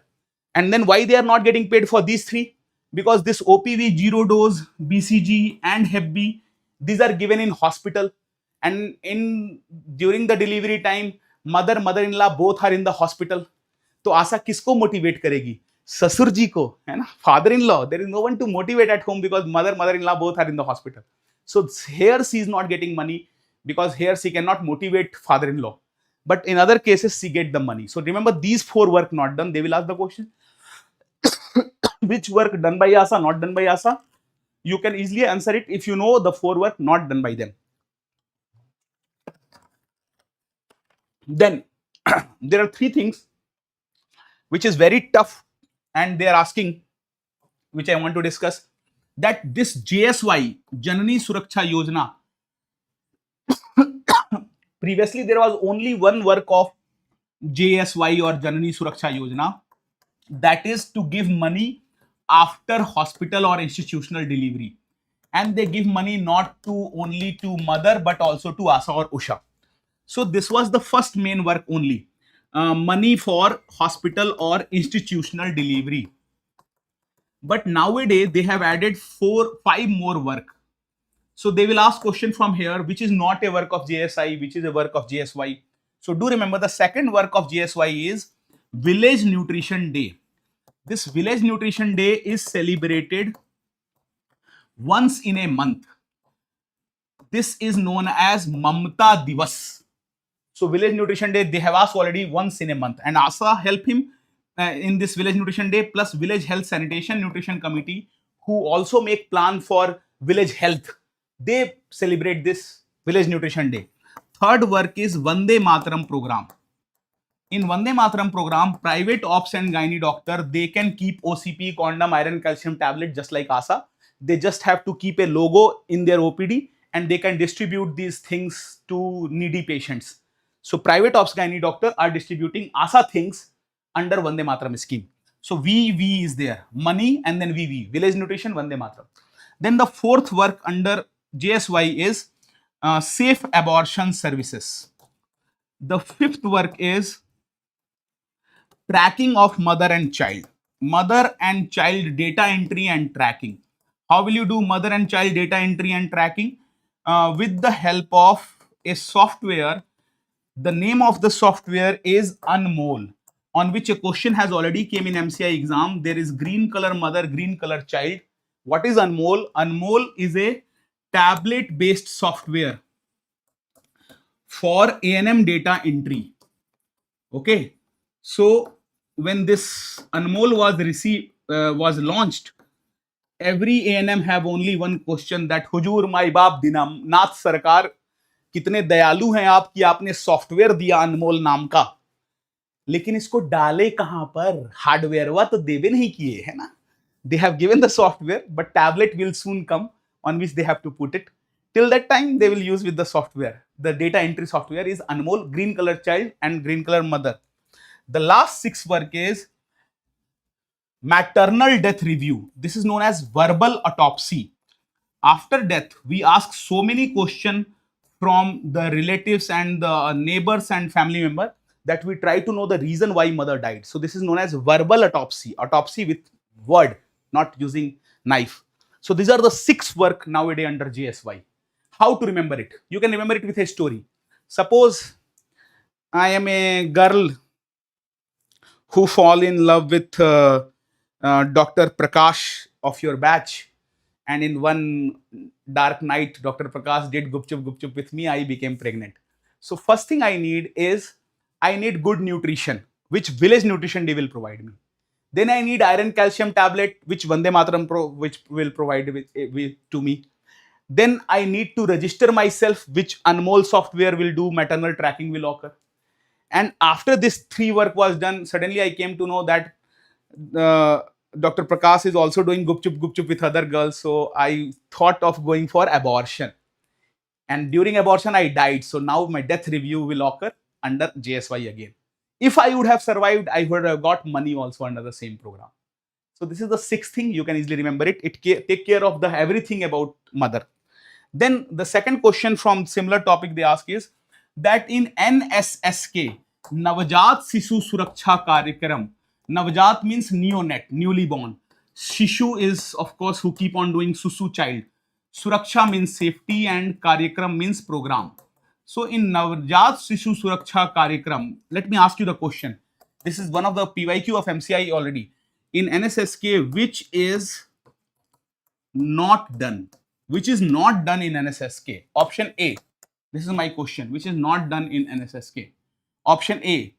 Prevention of infection not done under it. Option B. Prevention of hypothermia not done under it. Achha, they have asked this question in NEET exam recently, that which is not done just after the birth of child.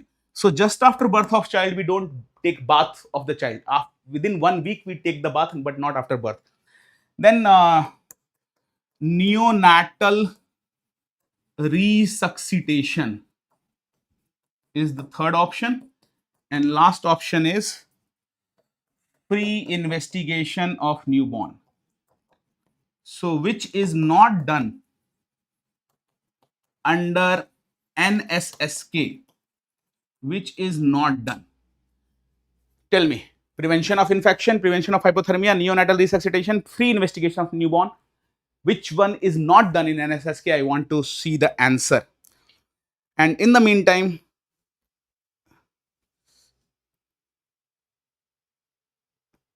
DK is asking the question, sir, ज़्यादा focus NEET पे देना है, FMG पे देना है?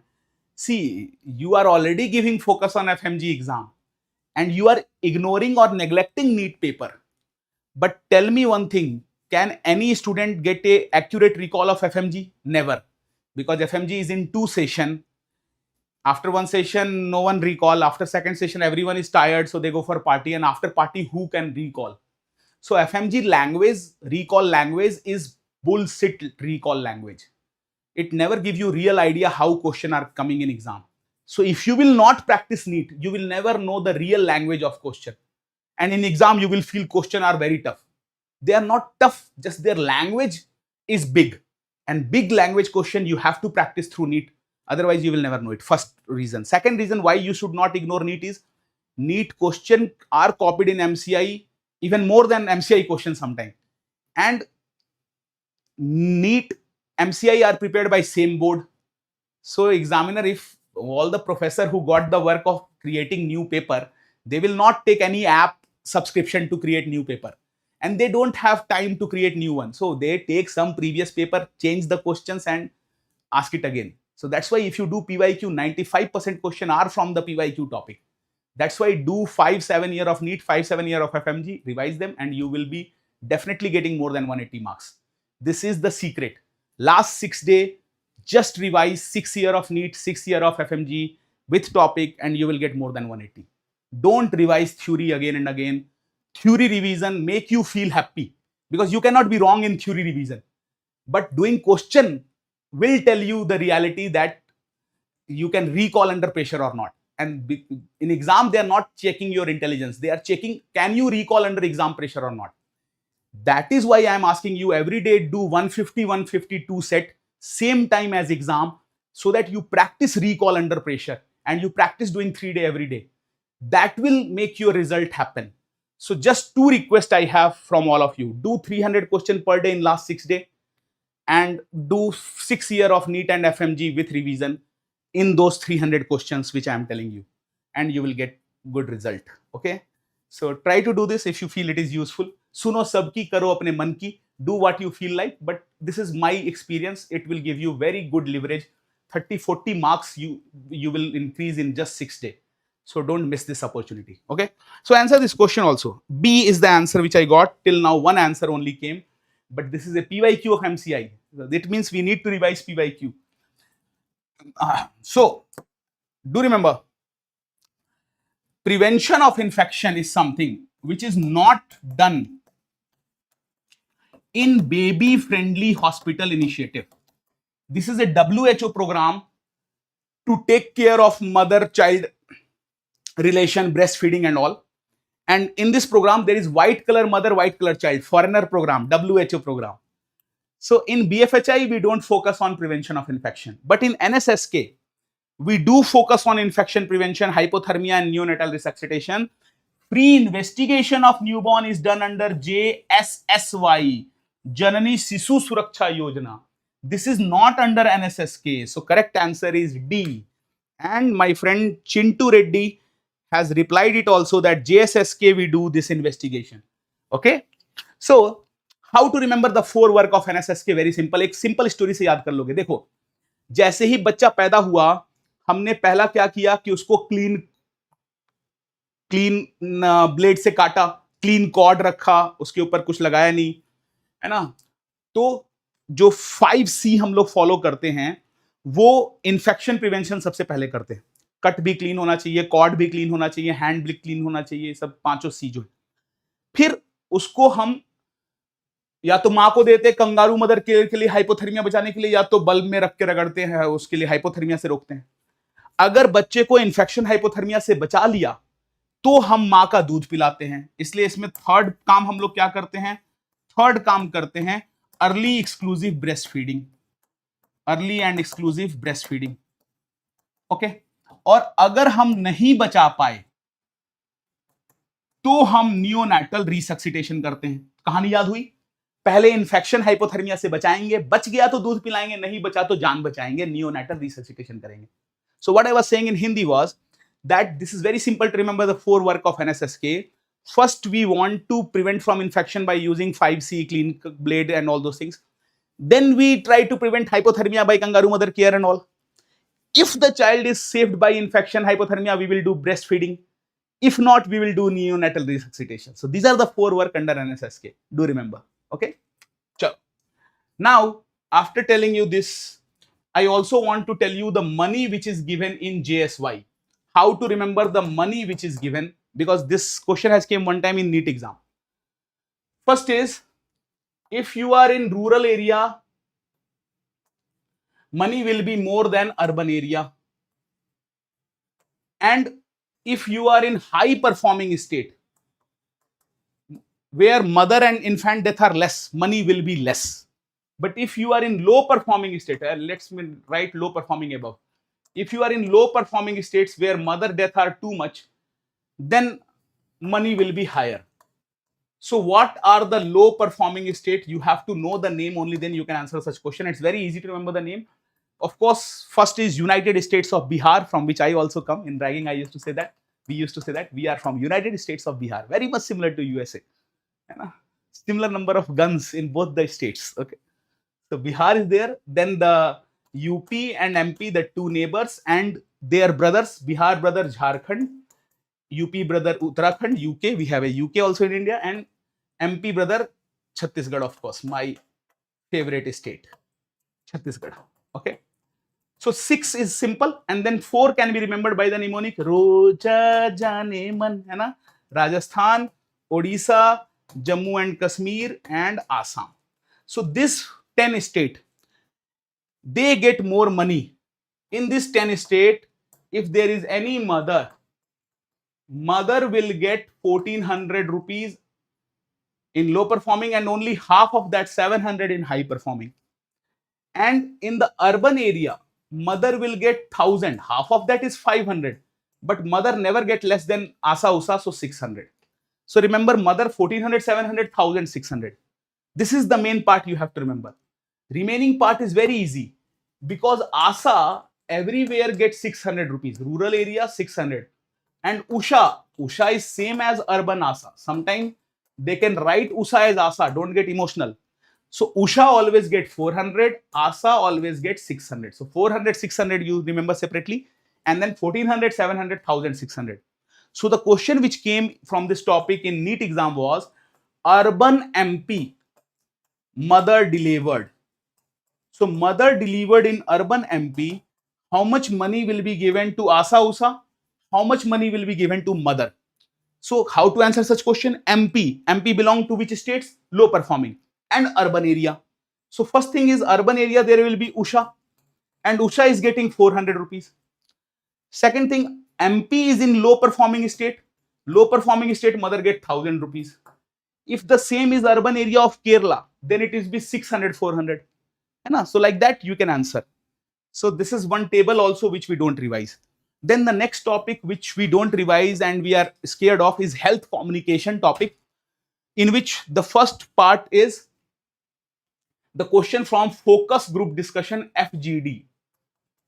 There are two questions which has asked from this part. First question is, in the focus group discussion, what is the number of people who are in the group?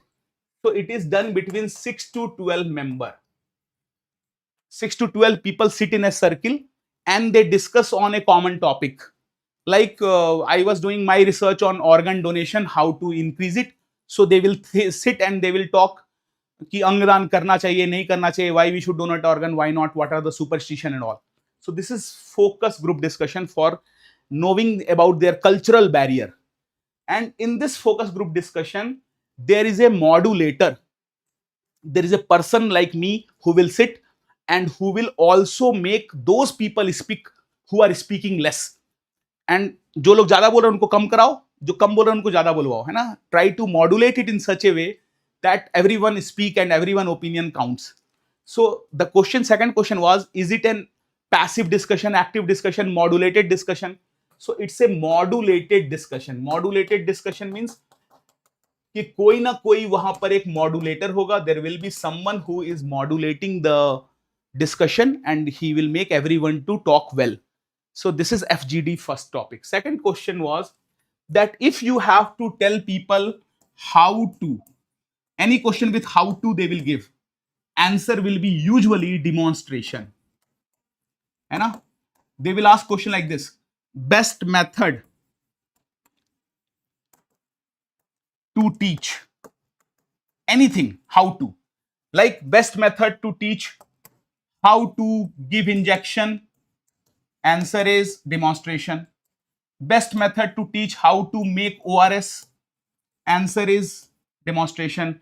How to wear condom, answer is demonstration. In very old day, one professor go into village and show his finger and said, this is how we wear condom. Then after 10 years, he went back and he asked the villager, are you having unwanted children? They said, yes, still we are having it. So the professor asked, why you are having it in spite of wearing condom on penis? So he said, no, we are not wearing on penis. You said wear it here. So we are wearing here and then doing sex from penis. So demonstration should be correct. But do remember, anything where they say how to teach this method to common people, best method is demonstrate by doing it. Okay. Then the second area of question is from symposium and panel discussion. This is the area where we do not go, we miss this area. So I want you to revise this. The main discussion problem is which one is better. If they ask, answer is panel discussion is better. Why? Because in panel discussion, there is no fixed order of speaking. Any expert can give opinion. Second thing, audience can ask question in between. And audience can ask question between, let's say one time every expert speak. Now they can ask the question. They need not to wait for symposium to end only, then they can ask question. But in symposium, first thing is there is a fixed order in which everyone will speak. Second thing is audience cannot ask question in between. Audience can ask question only at end of study. Okay, only at end of study, not in between. So this is again one area which you have to know. Better is panel discussion, of course. Then there is one more question which we rarely discuss, is behavioral management technique. Like the question they will ask is, which is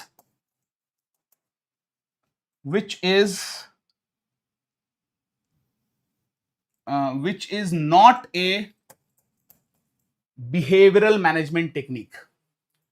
Which is not a behavioral, which is a behavioral management technique, like that they ask. Okay, which is not a behavioral management technique. Option A, is it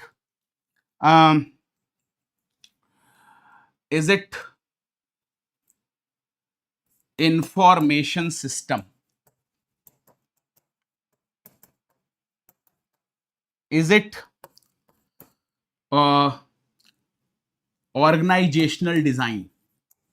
This is again a PYQ of NEET, so it can come in MCI, of course.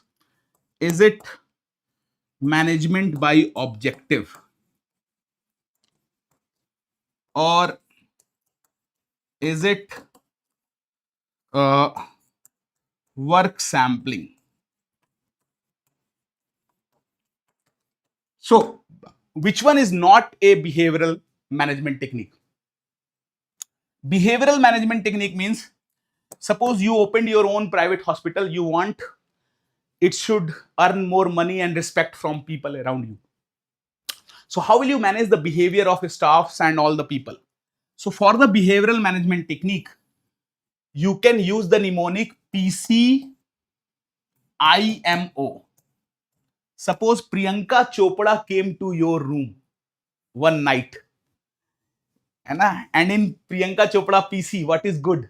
Everything is good, but P stands for her personality, which is good, of course. So one thing you will focus is personality development of your staff. C, what is C of Priyanka Chopra? C for, yes, correct, communication skill. So C is, you will try to give better communication skill to staff so that they can talk in local language and win heart of a student. So PC is two things: personality management, communication skill. Then what is IMO? I is information system. Information system is so that if any staff is absent, you should know and you should pre-manage it, everything. M means management by objective. Every institute should have an objective. Like Vodafone has objective, happy to help.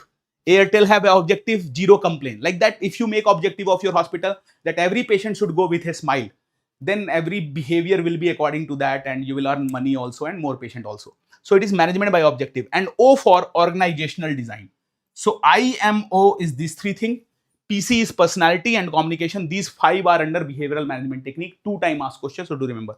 Work sampling means you are comparing people based on time taken to do some work, है ना, based on time taken. Suppose you are comparing people based on how much time they give on patient care, how much time they just do chit chat.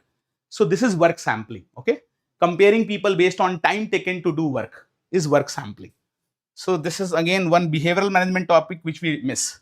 Then the other topic which we miss is, which has been asked in MCA exam also, let me put it here, that improving IQ of autistic children. You are improving the IQ of autistic children by giving better classes and coaching, better practice and classes, है ना, like in that movie सितारे जमी पे, है ना, improving the IQ of autistic children or Down syndrome children with the help of this better classes is an example of. It will be an example of which of the following? Option A. Will it be an example of positive eugenics? Will it be an example of negative eugenics? Or will it be an example of positive euthenics? Or will it be an example of negative euthenics?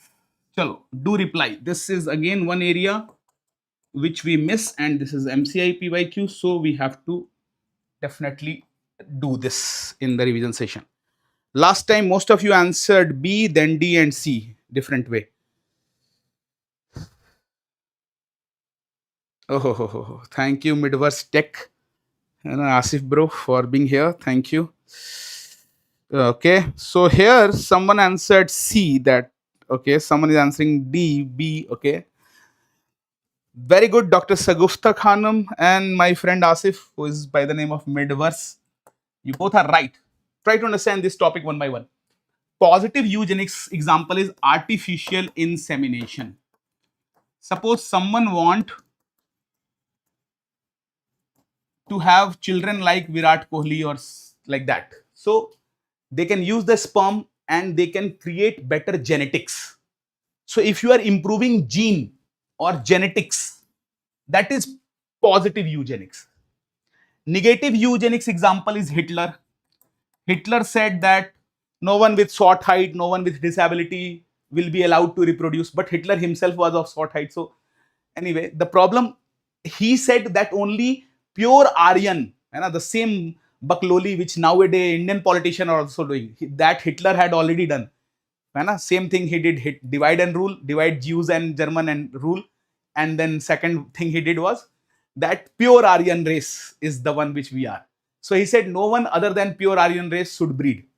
So in this way, he allowed only breeding of tall and other thing, which improved the genetics, but in a negative way. So eugenics means improving genetics of population. Euthenics means whatever gene is there, we cannot change the gene once the child is born. Now we should give them better environment so that their gene expressed well.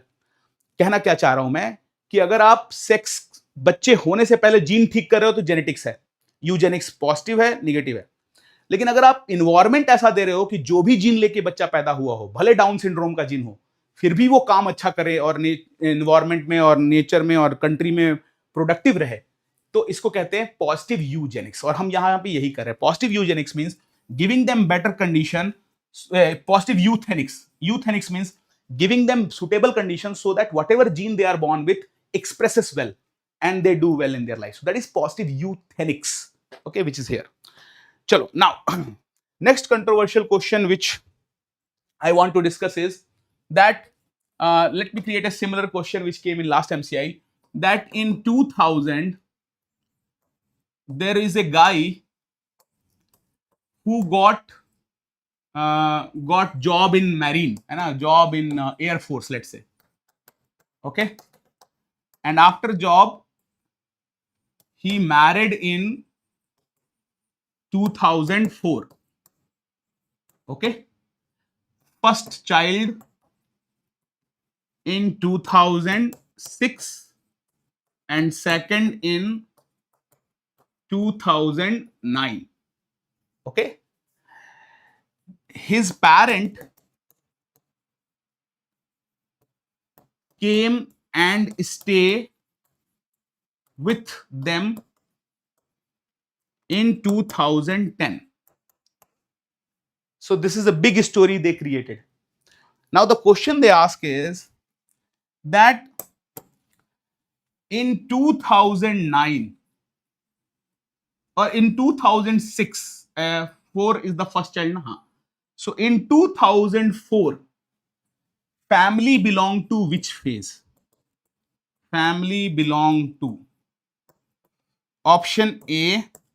Is it a family belong to which stage? And because I found this is a confusion area to many students, so I am clearing it here. Is it formation stage? Is it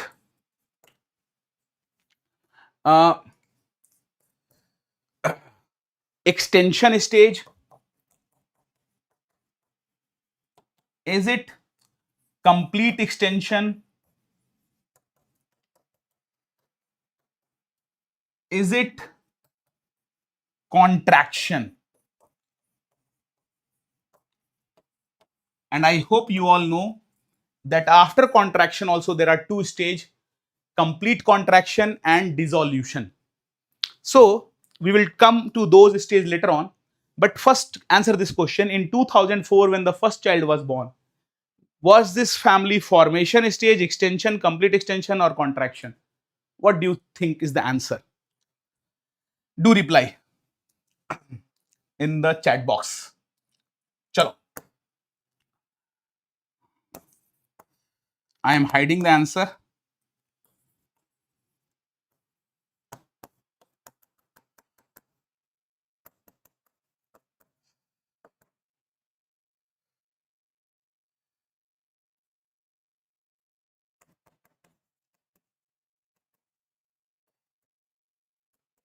What is the answer, dear friend?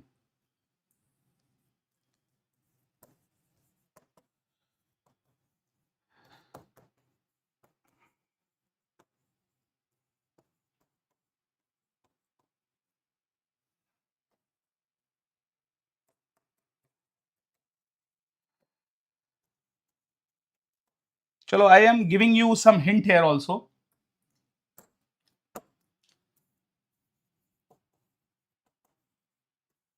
And I am giving you the answer also here. In the way of this summary. This is the thing.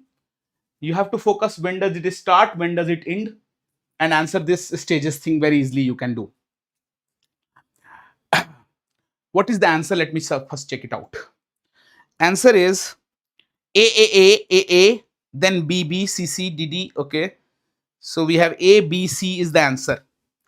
Is it formation or extension? Dekho. This is the ending part.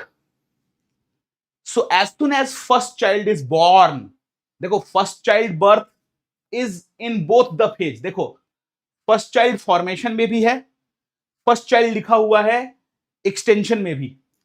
तो इसको आप formation में डालोगे, extension में डालोगे, A में डालोगे, B में डालोगे, क्योंकि बात first child की है. जैसे ही पहला child पैदा हो गया, पैदा होते ही formation stage हो गया end, और कौन सा stage शुरू हो गया? एक्सटेंशन शुरू हो गया. तो यानी पहला चाइल्ड बॉर्न होने के बाद 2004 में बॉर्न हो गया, होते ही फैमिली किस फेज में चली गई? एक्सटेंशन में चली गई. समझ गए? अब अगर मैं बोलता कि दूसरा चाइल्ड, जैसे एक एग्जांपल देता हूं मैं, मेरा 2 बच्चे हो चुके हैं और मेरी वाइफ ने सी सेक्शन के साथ ही, हम दोनों ने, वाइफ ने मेनली डिसाइड किया था क्योंकि उसकी बॉडी है, कि जैसे ही दूसरा बेबी होगा, लड़का लड़की से फर्क नहीं पड़ता है, हम लोग ट्यूबेक्टमी करा लेंगे सेम सीजेरियन ऑपरेशन में. तो ट्यूबेक्टमी भी हो चुकी है, अब और बेबी नहीं होने वाला है.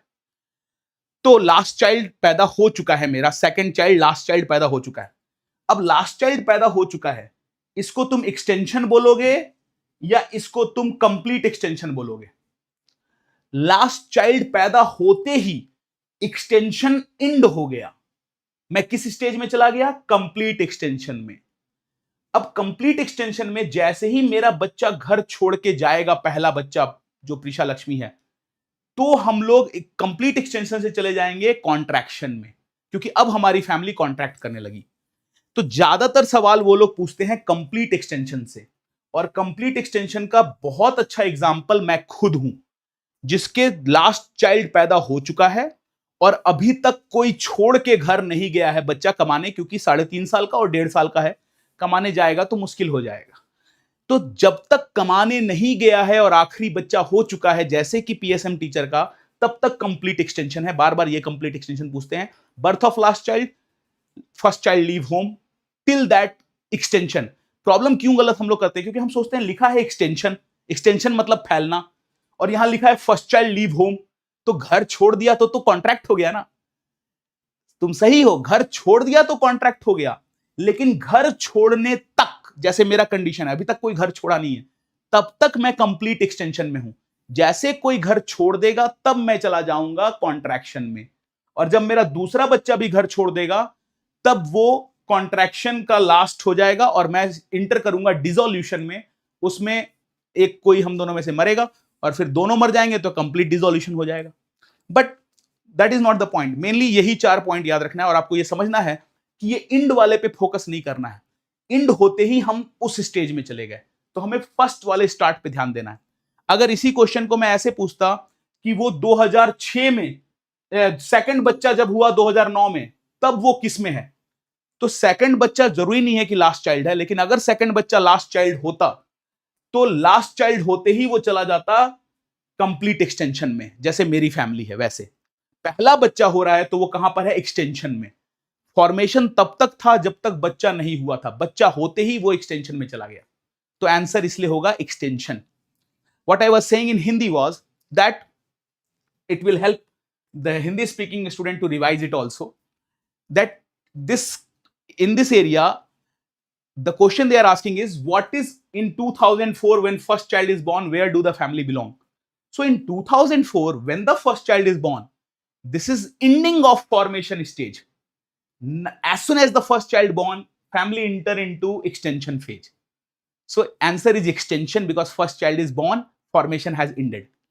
Mostly they ask question from complete extension, last child born and first child leave home, that is complete extension. Very good example is my own family. After the delivery of last child, second child, my wife and me, we decided to go for vasectomy, and now we don't have any other future chance of child. So last child is born, and till now my children are 3.5 years, 1.5 years, so they have not left home. When someone will leave home, then my extension will end and I will enter into contraction. But till my children are with me, till last child leave home, till first child leave home, we are in this phase of complete extension. So what is complete extension?